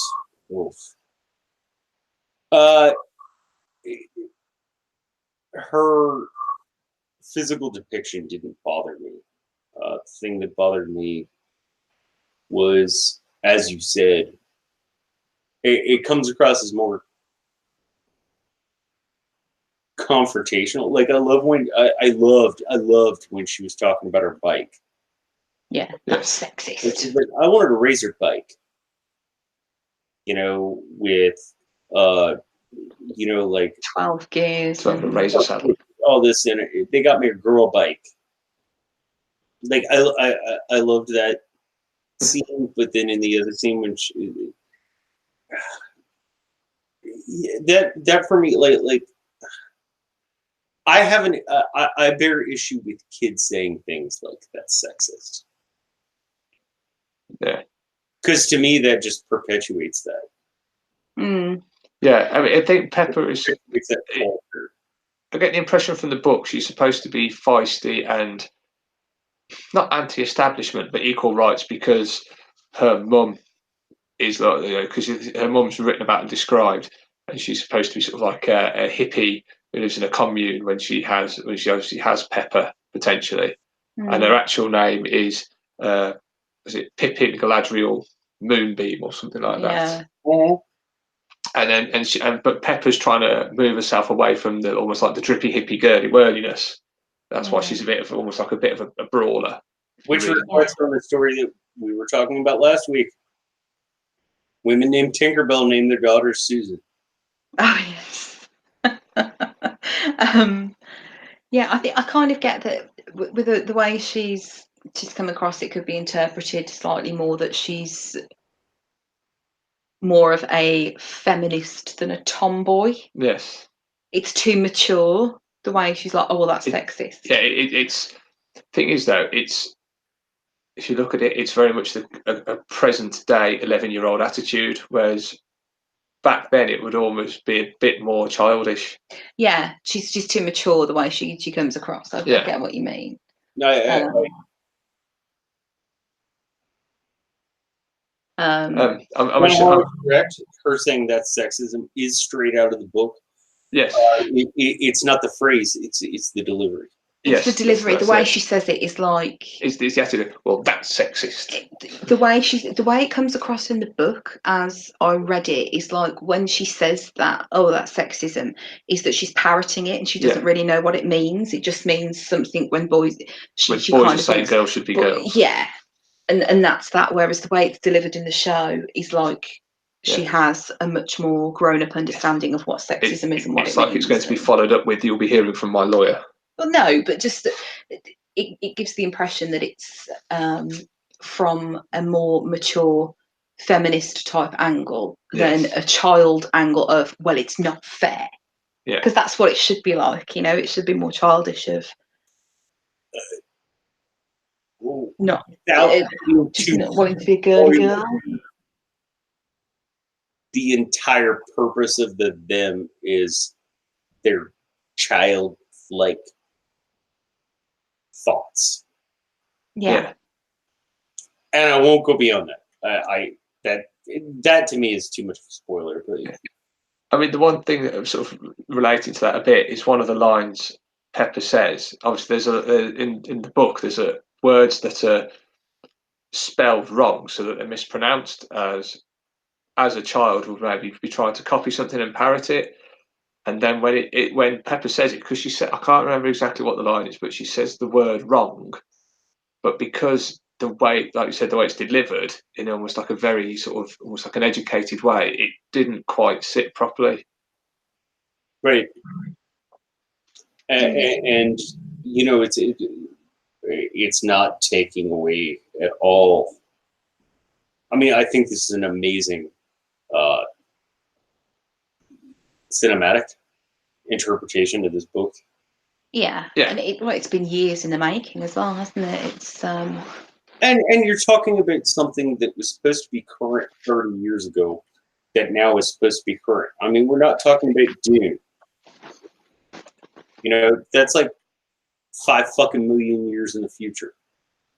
We're not talking about Game of Thrones. That's supposed to be like 10,000 years in the past. Like, we're not talking about Daddy Tolkien.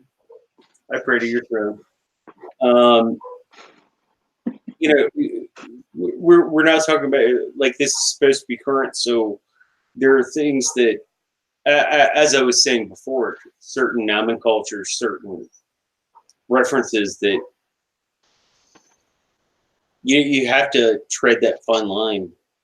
Yeah, I think it's going to be different because what you see, like these groups of kids building dens in the woods and stuff, and that's what they do for fun.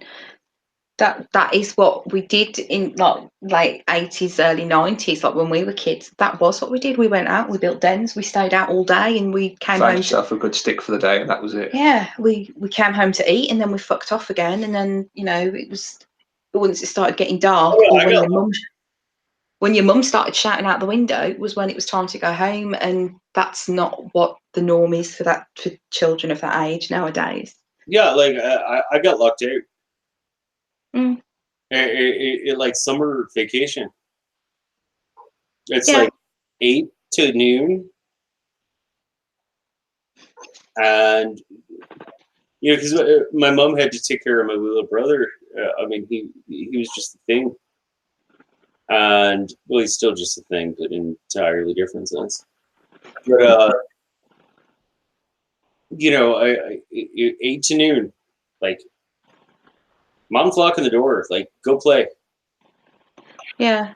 And I lived in a neighborhood where you could do that. You know, it wasn't like a scary bad place or anything like that. Yeah, I think it's the same for us. I mean, Really scary bad shit happens, but it never happened in my neighborhood personally.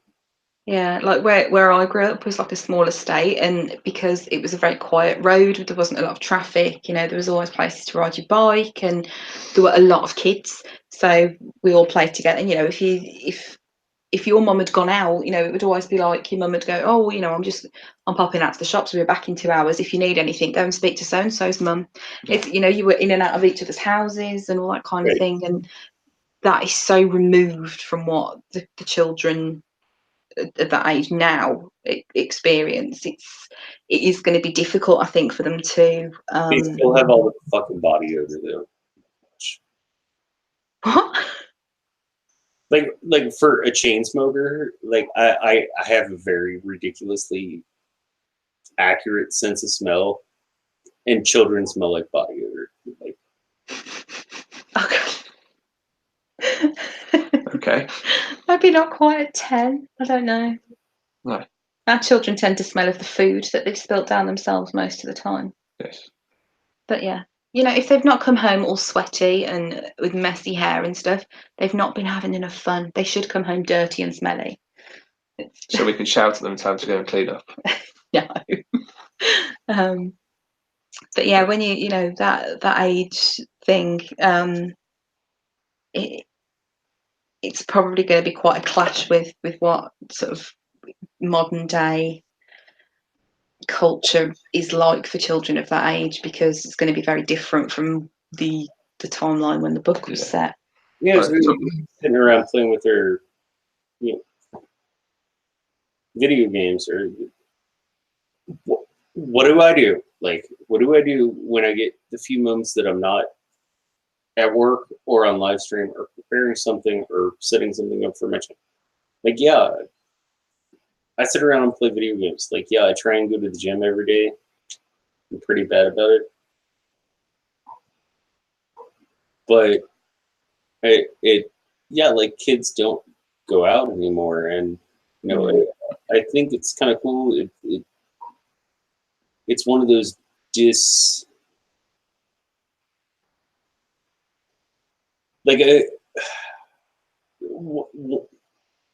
no, I wouldn't even say complaint. One of my things about how difficult it is to translate a story that was written in 1990 into 2019 is how much certain things have changed. Yeah. In such a short space of time as well, really. It's 1990 novel, just so you know. Oh, you just Googled it. Yes. By the way, short change of time. So an announcement that I had talked to Amy about and Ben before this episode. You know, a lot of people want to come and talk about this show and want to talk about Neil Gaiman or want to talk about music, which is what we do on my channel. I have never cosplayed anything before. I'm currently at 185 subscribers on my channel. And I'm not trying to subscriber beg. I just think people are interested. If I hit 220 subscribers by the time Con the Throne happens, I will cosplay Crowley,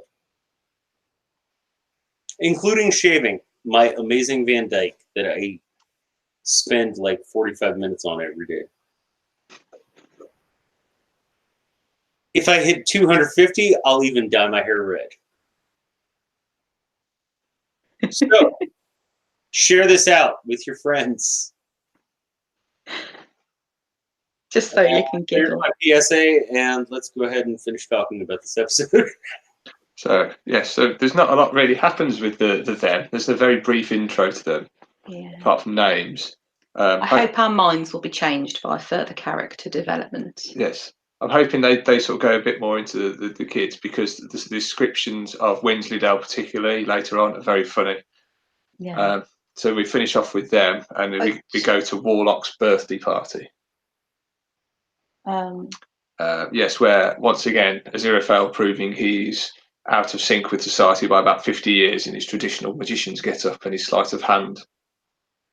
And it's very much the kind of thing that would be aimed at a much younger audience as well. Bit I've neglected to mention is there's a small scene where he's talking with Crowley about what to do and how can they deal with the problem. Where Crowley suggests that Aziraphale might just want, there's always the option of popping off Warlock, because there's no boy, no problem, which he's obviously horrified at. He's thinking about it though. Yes. You look on his face for a minute. He's just about kind of like, yeah, I suppose that would work, but I've never killed anyone. And then he's like, shit, what am I? It's more like a moral thing than a simple case of smiting evil. Yeah. It's like Aziraphale's moral compass says, no, you can't kill a child. That's wrong. Oh, I mean, for D&D nerd like myself, like it's the moral compass versus the ethical compass. Yes. Because I always like to use the term morals are what is right and wrong. Ethics are how you go about doing it. And I really like this whole Crowley trying to tempt Aziraphale that's going on in this episode. It's really good. It's funny because it's one of those moments of which you find a lot in British humour, in comedies. It's quite a dark moment, also, contemplating killing a child, which is then suddenly turned on its head with Aziraphale's realization he could do magic at Warlock's party, and Crowley's embarrassment, like, no, don't do that, please, begging you, don't do that, because it's going to be awful for the pair of us. Now you both know how much I love stage magic. Like, it's something I've been into since I was a wee little kid, and I think I love how well he portrays a bad stage magician. Yes. Yeah. Like, it's so brilliantly done. It's very cheesy, isn't it? I've watched this episode. I think it's like 5 times now. I've watched this episode, and I think it comes off even better in the show than it does in the book. Yes, because you get to see him, like, at least as somebody who's into stage magic, you see him make all the stupid mistakes. Yeah, like dropping all the cards and but it's and the you didn't take down my fucking ear. It's Crowley's comment. You can do actual magic, and then Aziraphale's, no, but this is more fun. It's like very much. I've said I'm going to do this. I'm going to do it this way because this is the way it's done. Yeah, I think in the book, as it mentions that he did it like sometime during like Victorian times as he started learning it or something, and he'd sort of stopped doing it, and then it's like, I was like, it's all coming back to him, and he's all convinced of his own abilities, but really he's not that good. Exactly, it's just that he's not that good. Like stage magic, I mean, it literally goes back to like the Persian Empire. There were things they did with their temples with bull statues that would roar and shit like that, and it's all stage magic. It's all it's brilliantly done. There's no religion, and I think it's just hilarious that I think it's hilarious, this concept of an angel who can create miracles. Like, and we see later in this episode, he brings a dead dove back to life. Yeah. Well, that's straight from the book. It's late. It's one of those things, yes, but I think it's Crowley that brings the dove back to life. In the book, yeah, I believe it is. Yeah, it's just funny when they say it's late and they're talking about the dog, and it's like, They're talking about the late dove. That was brilliant. And it's, you know, for it is so much harder.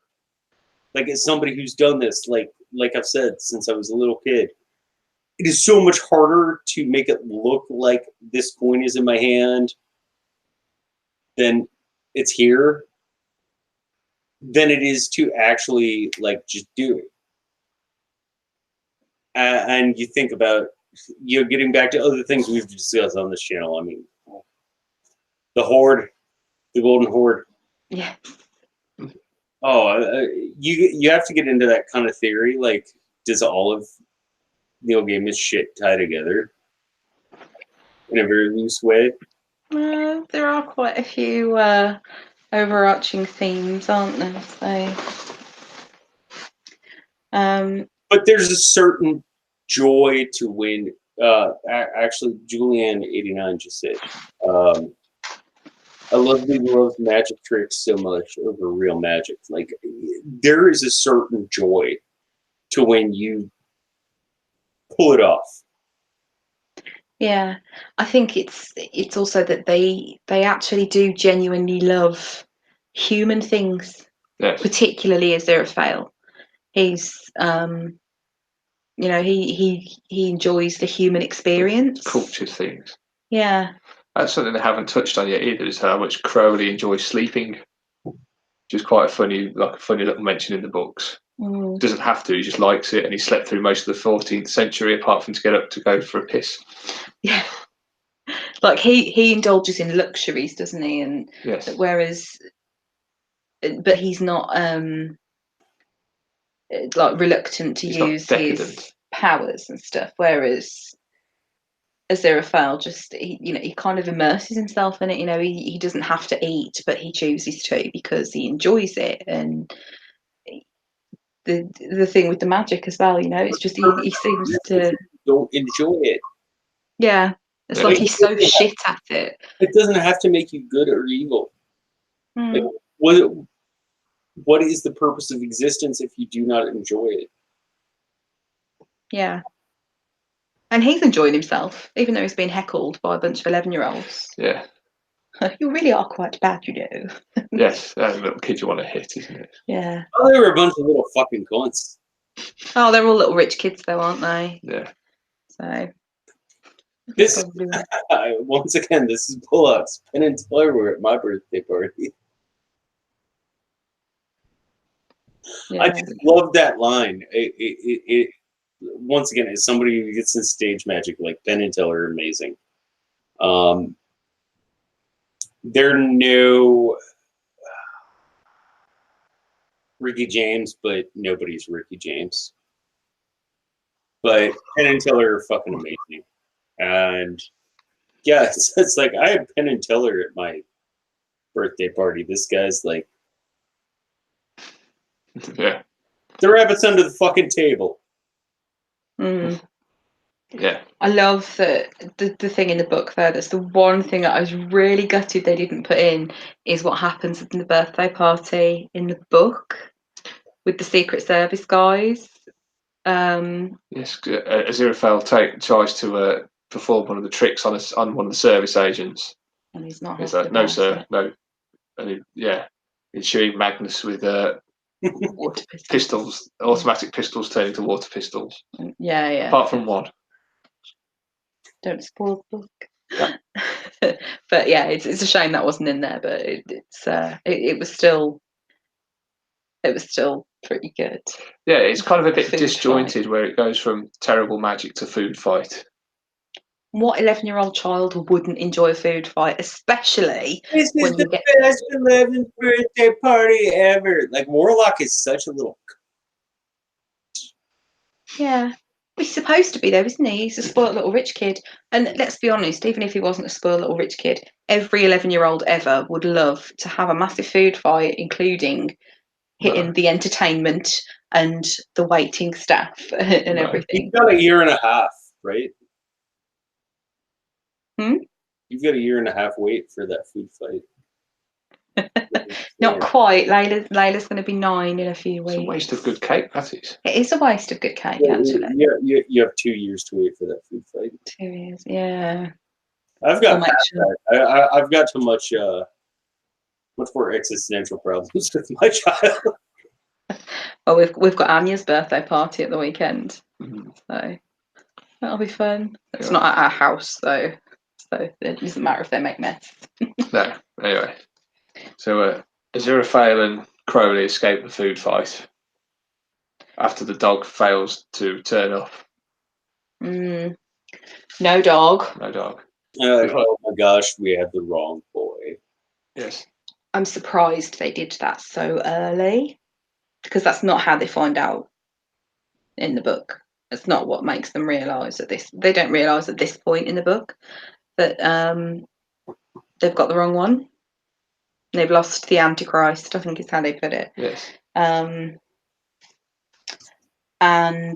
when they are discussing it later on, there's a bit where they're back at the bookshop, aren't they? And they're talking about how they've lost the Antichrist, and this they do a bit of investigating before they come to this conclusion in the book. But and the bit where he sniffs and says something's changed. And it's him knowing that the dog's been named. The dog has found its master. I don't recall that bit being in the book either. And I get it's they're trying to move the story along because they're not going to have time to do every little bit from the books. But it was a little bit about that as well. When they get back into Crowley's Bentley and he just gets on the phone to hell to see what's happening. And I thought Dagon Lord of the Files was brilliant, because if there's going to be a hell, it's going to involve someone filing for eternity. Right. That's heaven for me. You're weird. I love. So I thought that was fun. I thought that was quite funny. Agreed. I'm not weird. I'm a very good administrator. My hell would be if people asking me if I know how to make a fucking Mai Tai. Yes, I do. A. B. It's not 1984. And C. Honestly, if you're ordering a Mai Tai, I could put anything sweet in a fucking cup, and you're gonna drink it and say, "Oh, this is great." I have a confession to make. When I went out for cocktails and came back on the street, I think I didn't go to bed, and I literally got back You from. were in the rickshaw. Yes, when I came on the group call in the taxi, I had a couple of Mai Tais, but in my defence, the various alcohol content in the other cocktails that were on the menu were things that don't agree with me. What you're saying is, in your defence, you're irresponsible, left unsupervised. Yeah, because I had to have a cocktail while we were there. I couldn't go. What a Mai Tai is to a... Oh God, I hate this fucking word. It makes me feel dirty in my mouth.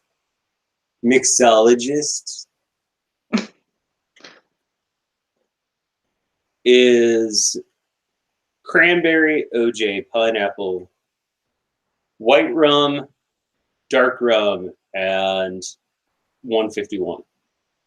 This was just a lot of rum and some lime juice, pretty much. What a Mai Tai equals to a bartender, because I know you're ordering a drink that you saw on Cocktail and you drink about 5 times a year, is just whatever I can make fast that tastes like candy. Bartender confession right there. They're not. They're very quite. It has a strict recipe. The sort of cocktail. Yeah, I don't none actually of us know. follow it. Not one. Sorry. Fair enough. Oh, I the bartender Illuminati. I'm giving away our secret. There is no Mai Tai recipe. No. You order one, we're just gonna put whatever the fuck we want in that glass, and as long as it tastes sweet, you'll spend money on it. Oh, So it's just be like a mixture of bongo and vodka, or so you'd get the same thing. See, I'd drink that. I'm not much of a rum drinker anyway, so yeah, it pretty much tasted like a lot of rum and a bit of. So if you can see through a drink, it's no good. Hence why Guinness is perfect. Yes. Yeah, bartender And red wine. right there. That's why red wine's awesome as well. You can't see through that, but you won't drink it because it's nasty. It's lovely. Anyway. Oh, Julianne wants a new show, Bartender Confessions. That would be awesome. I would definitely watch that. You got to remember, I work at a very exclusive hotel. I wait on a lot of very particular people, so my confessions would all have to be about my job and not about the people who I wait on. Because I like to maintain a person's privacy. It's just the simple thing to do.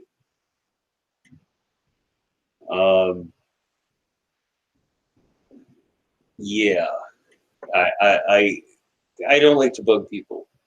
You know, it's like I see people who you see on the telly all the time, but I just have to be like, oh hey, you know, what can I get you? You want to look at a menu? You hungry? Yeah, I mean, my previous job, I worked in a very high-end industry as a corporate PA for private clients, they're referred to as, and we had celebrity clients, and you can't be unprofessional. You know, you can't be all fawning over them. Oh, I also can't say who they were. So, well, steering the conversation back from celebrities to hell and the apocalypse. We've pretty much covered everything now. We have kind of. I think all your celebrities go to hell in the apocalypse, don't they? I don't know. Morgan Freeman would probably be okay. I remember back in the day when I was conscripted to go to hell. But I decided that might not be the best idea for me, so I repented my sins. I don't know. What celebrities That's would like the go worst to? Morgan Freeman impression of all time, isn't it? It was pretty bad, wasn't it? Yeah. Which celebrity? Are there any celebrities that would go to heaven? Oh, David Attenborough. Yes. You couldn't send him to hell, could you? oh, David Attenborough. Yeah. Writers that I like, I think William Blake's probably got a spot there. If you believe South Park, Gandhi's down there. I mean, writers that I like, I read a lot of theology, so I'm hoping they're there. I'm hoping Saint Teresa is up in her, either that or she got a tool. I'm hoping Joan of Arc is there. You know, but like modern celebrities, David Attenborough, George Lucas is going to hell. Pratchett? Harrison Ford, hell probably. Pratchett's going to spend some time in purgatory. He just went back to the Discworld. I think Pratchett is spending some time in purgatory right now. I think Pratchett would be removed from time altogether and go and chill out with death in his cottage. I'm happy with that. Yeah. Well, actually, it is widely agreed and accepted that they went for a curry. What kind of wine list do you think Death has?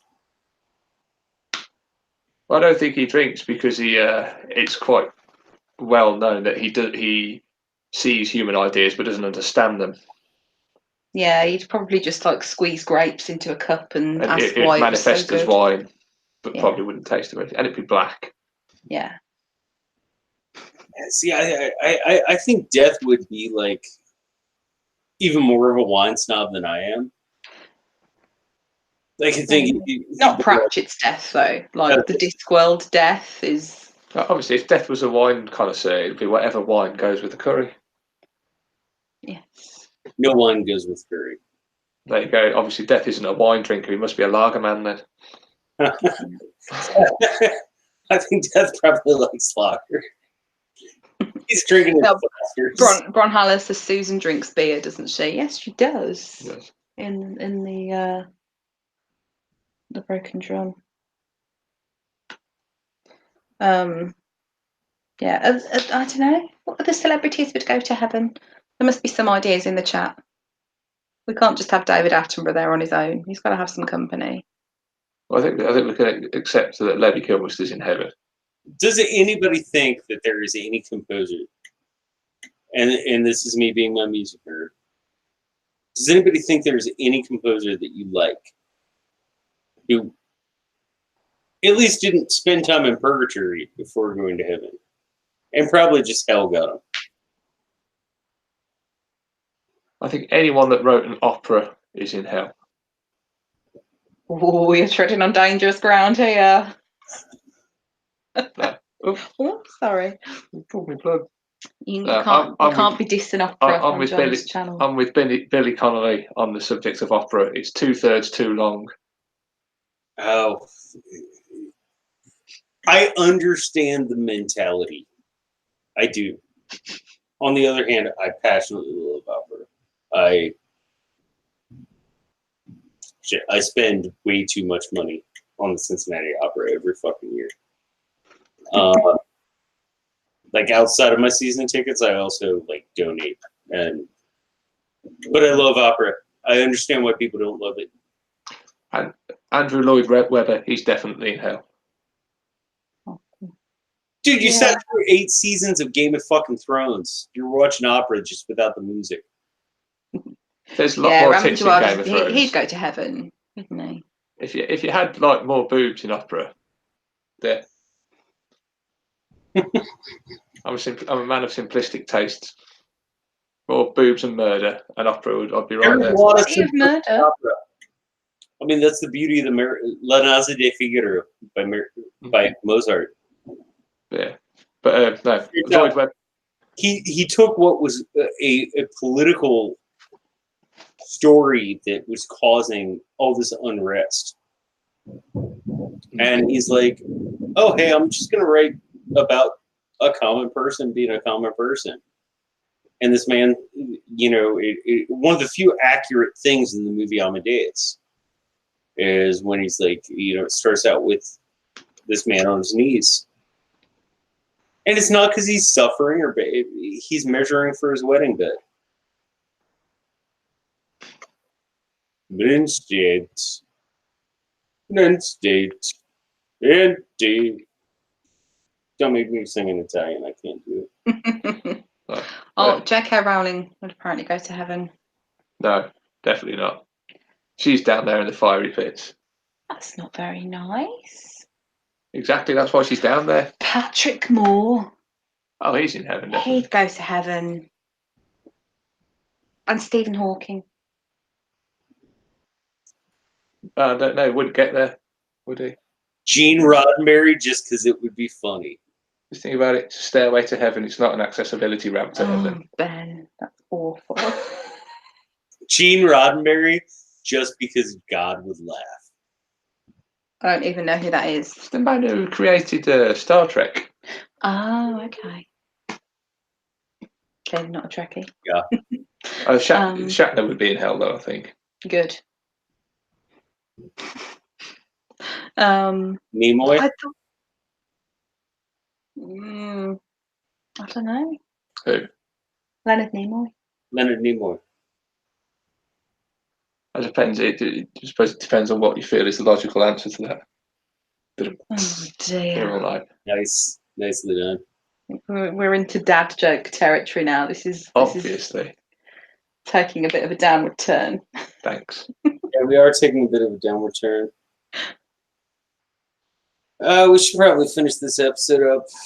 I mean, unless anybody wants to talk about who they think would go to heaven or hell. Does anybody in the chat have thoughts about composers, directors, writers? All my favorite composers, directors, and writers are probably in heaven.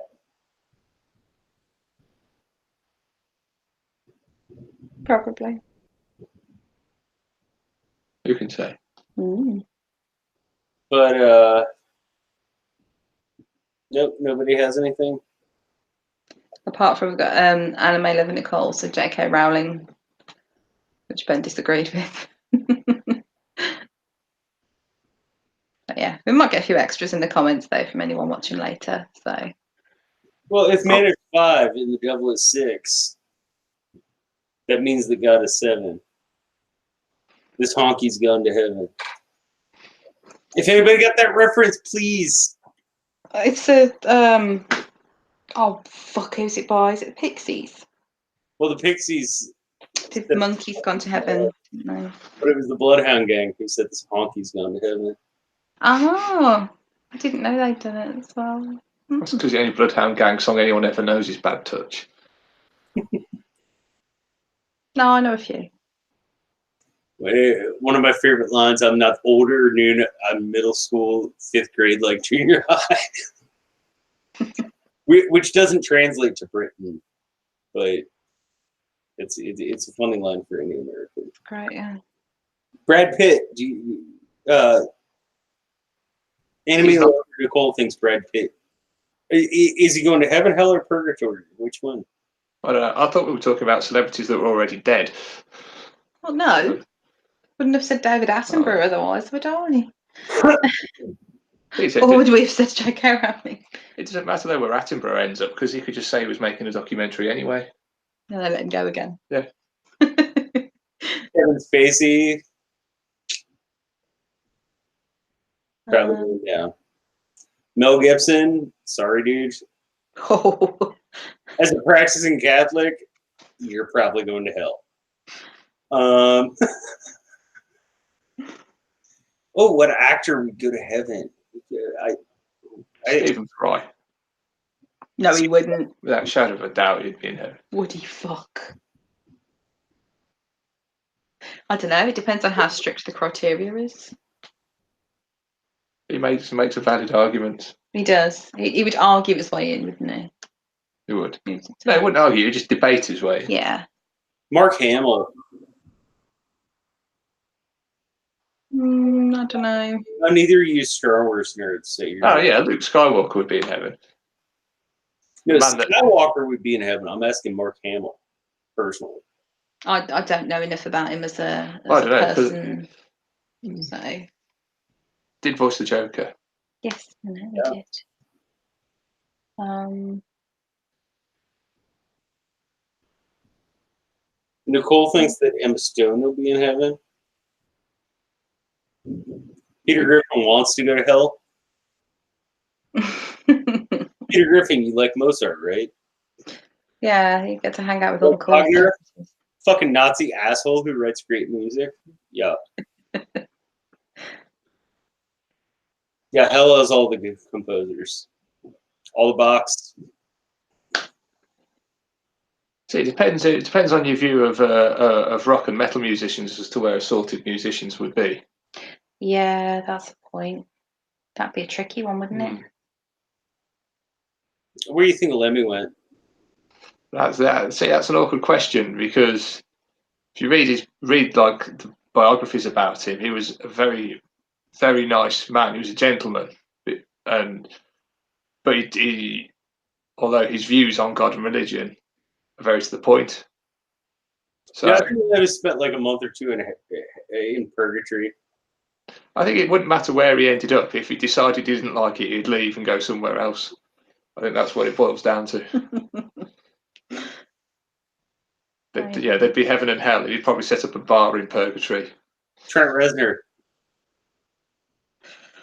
Ooh. Well, again, it doesn't matter because he'd just be miserable wherever he ended up. Young Trent Reznor would be miserable wherever he is. I think he'd be in purgatory, really, wouldn't he? Current Trent Reznor would be like, look at my biceps.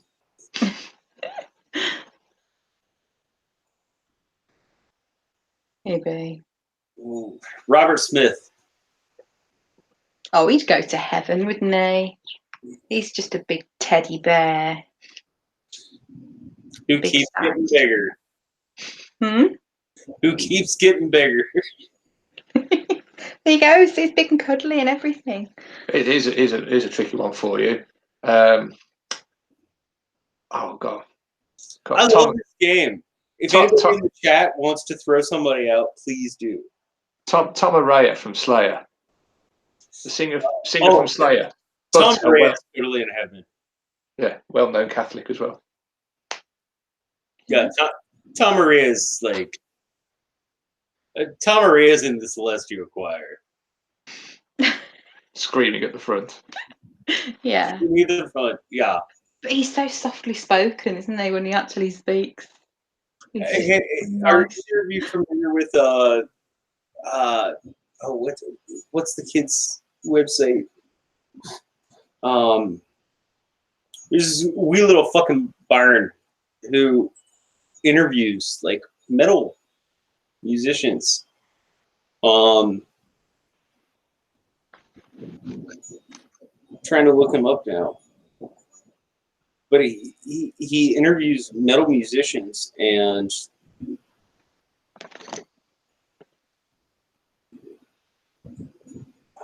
oh gosh, I can't remember his name. I'm trying to look it up, and I'm not being able to. But he interviews Tom Araya, and Tom Araya is talking about, he interviews Max Ravenka, talking about Tom Araya.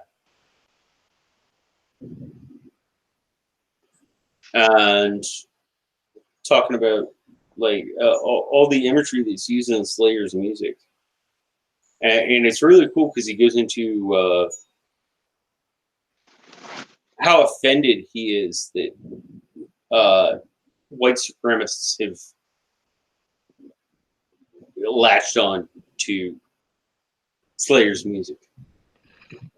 And he's like, you idiots really don't get this. No. Like, you really don't get this at all. It's just one of those things people just assume, that kind of music is, it's devil worshipping and kitten eating, but it's not. If you read the lyrics, it's, especially things like Angel of Death, it's actually about the experiments in World War II concentration camps and sort of the horrors there. It's like history lessons. Like glorifying it. It's saying like, oh my gosh, this is how horrible humanity is. It's a terrifying history lesson. Mm. It's like Iron Maiden as well, though. Most of their lyrics are about World War II and stories. Yeah. Oh, there you go, Bruce Dickinson. He'd go to heaven, wouldn't he? Kurt Cobain, Dornish Wench. That's Kurt Cobain. I think Kurt Cobain's in purgatory for a while. But he wasn't a suicide, so it might not be as long as you think it would be.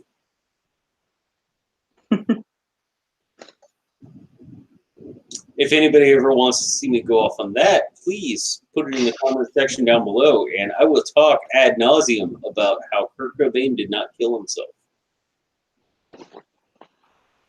Even though he was a very untalented musician. Boy, you're going to trigger some people. Scott Whelan's in hell. Oh, yeah. God, yeah. Oh, yeah. Yeah. I have a lot of fun down there. Who else do we have? John Frusciante. I'm not familiar with that. Unless you mean John Frusciante from the Red Hot Chili Peppers. Bassist. No, guitarist. Bassist is Flea. Yes, you're right. I'm sorry. I'll try to think. Flea just needs to take a shower. I met him once. Oh my god. He looks like he'd smell. He does. He looks dirty. And like for a chain smoker, like I have a bad sense of smell. But oh my god, he smelled so bad. I'm sorry, Flea. Love your music. Hate your smell. That's got got to be a new thing. That's got to be a new hashtag on Cylon Johns. Love your whatever, hate your smell. That would be another good one for Stinky Starbuck, actually, wouldn't it? Oh, Starbuck will always smell delicious, no matter how sweaty she is. Only blonde I've ever loved. Oh dear. Yeah, I'm sure her sweat smells like angel Spaceships. tears. Angel tears. Angel tears and stars. Or maybe it just smells of coffee, because Starbucks, you know. Rocket Yeah. fuel. Rocket fuel. Rocket fuel coffee. Awesome. You want a very expensive drug habit. Apparently, there are people who snort rocket fuel. Like, A, how do you break into, like, NASA and steal that shit? And then B, you, like, huff it? That is weird. It's a very unusual one to have. So If you can think of a way somebody would get high or somebody would jerk off, it exists. yeah, probably. It's a very terrifying thing. All right, we should wrap up this episode because we have gotten so off track. We have. I think we have covered everything in the episode, though, haven't Pretty we? much. There's not really anything else that we've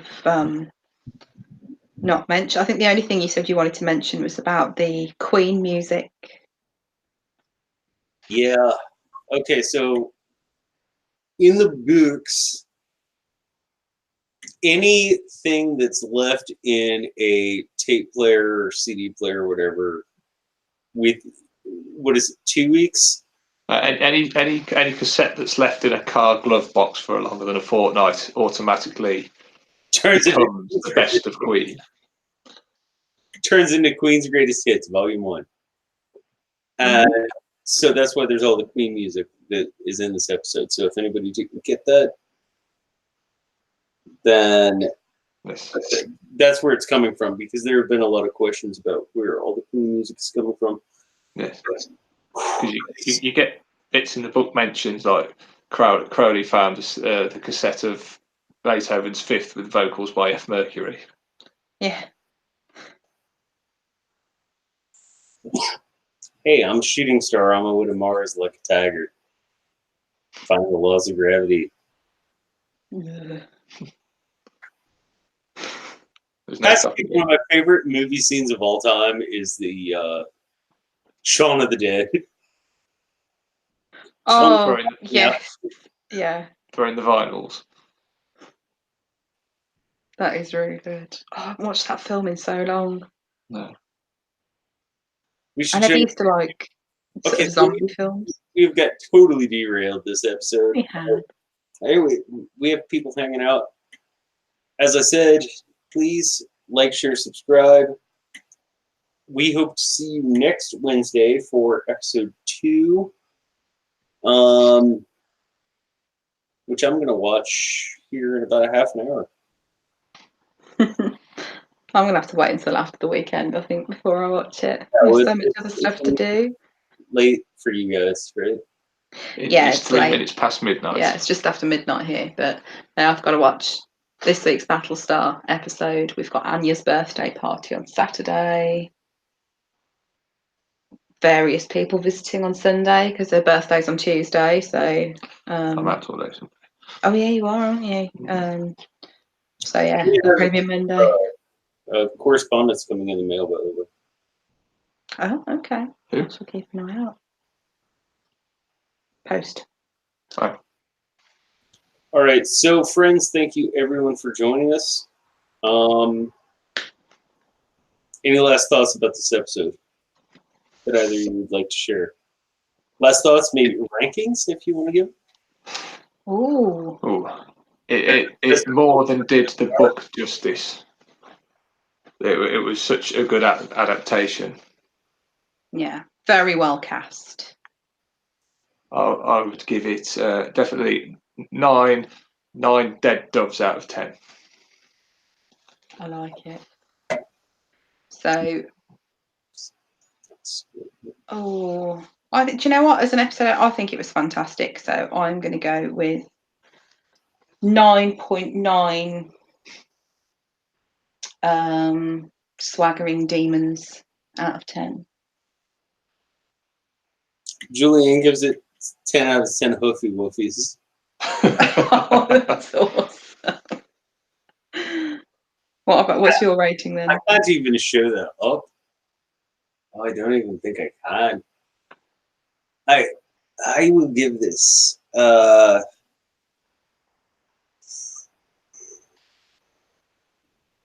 I will give this 9.85 apples that should have been dates. I I like it.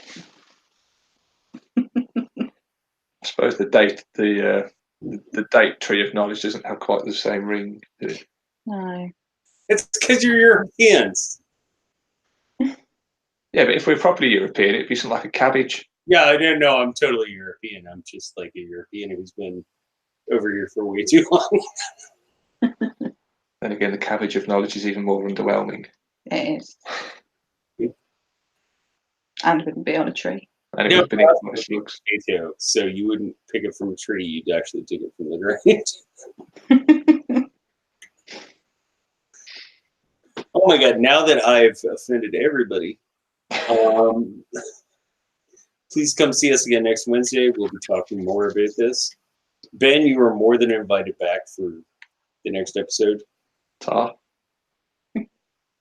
Resident Pratchett nerd. In the meantime, everybody, please believe. Bye.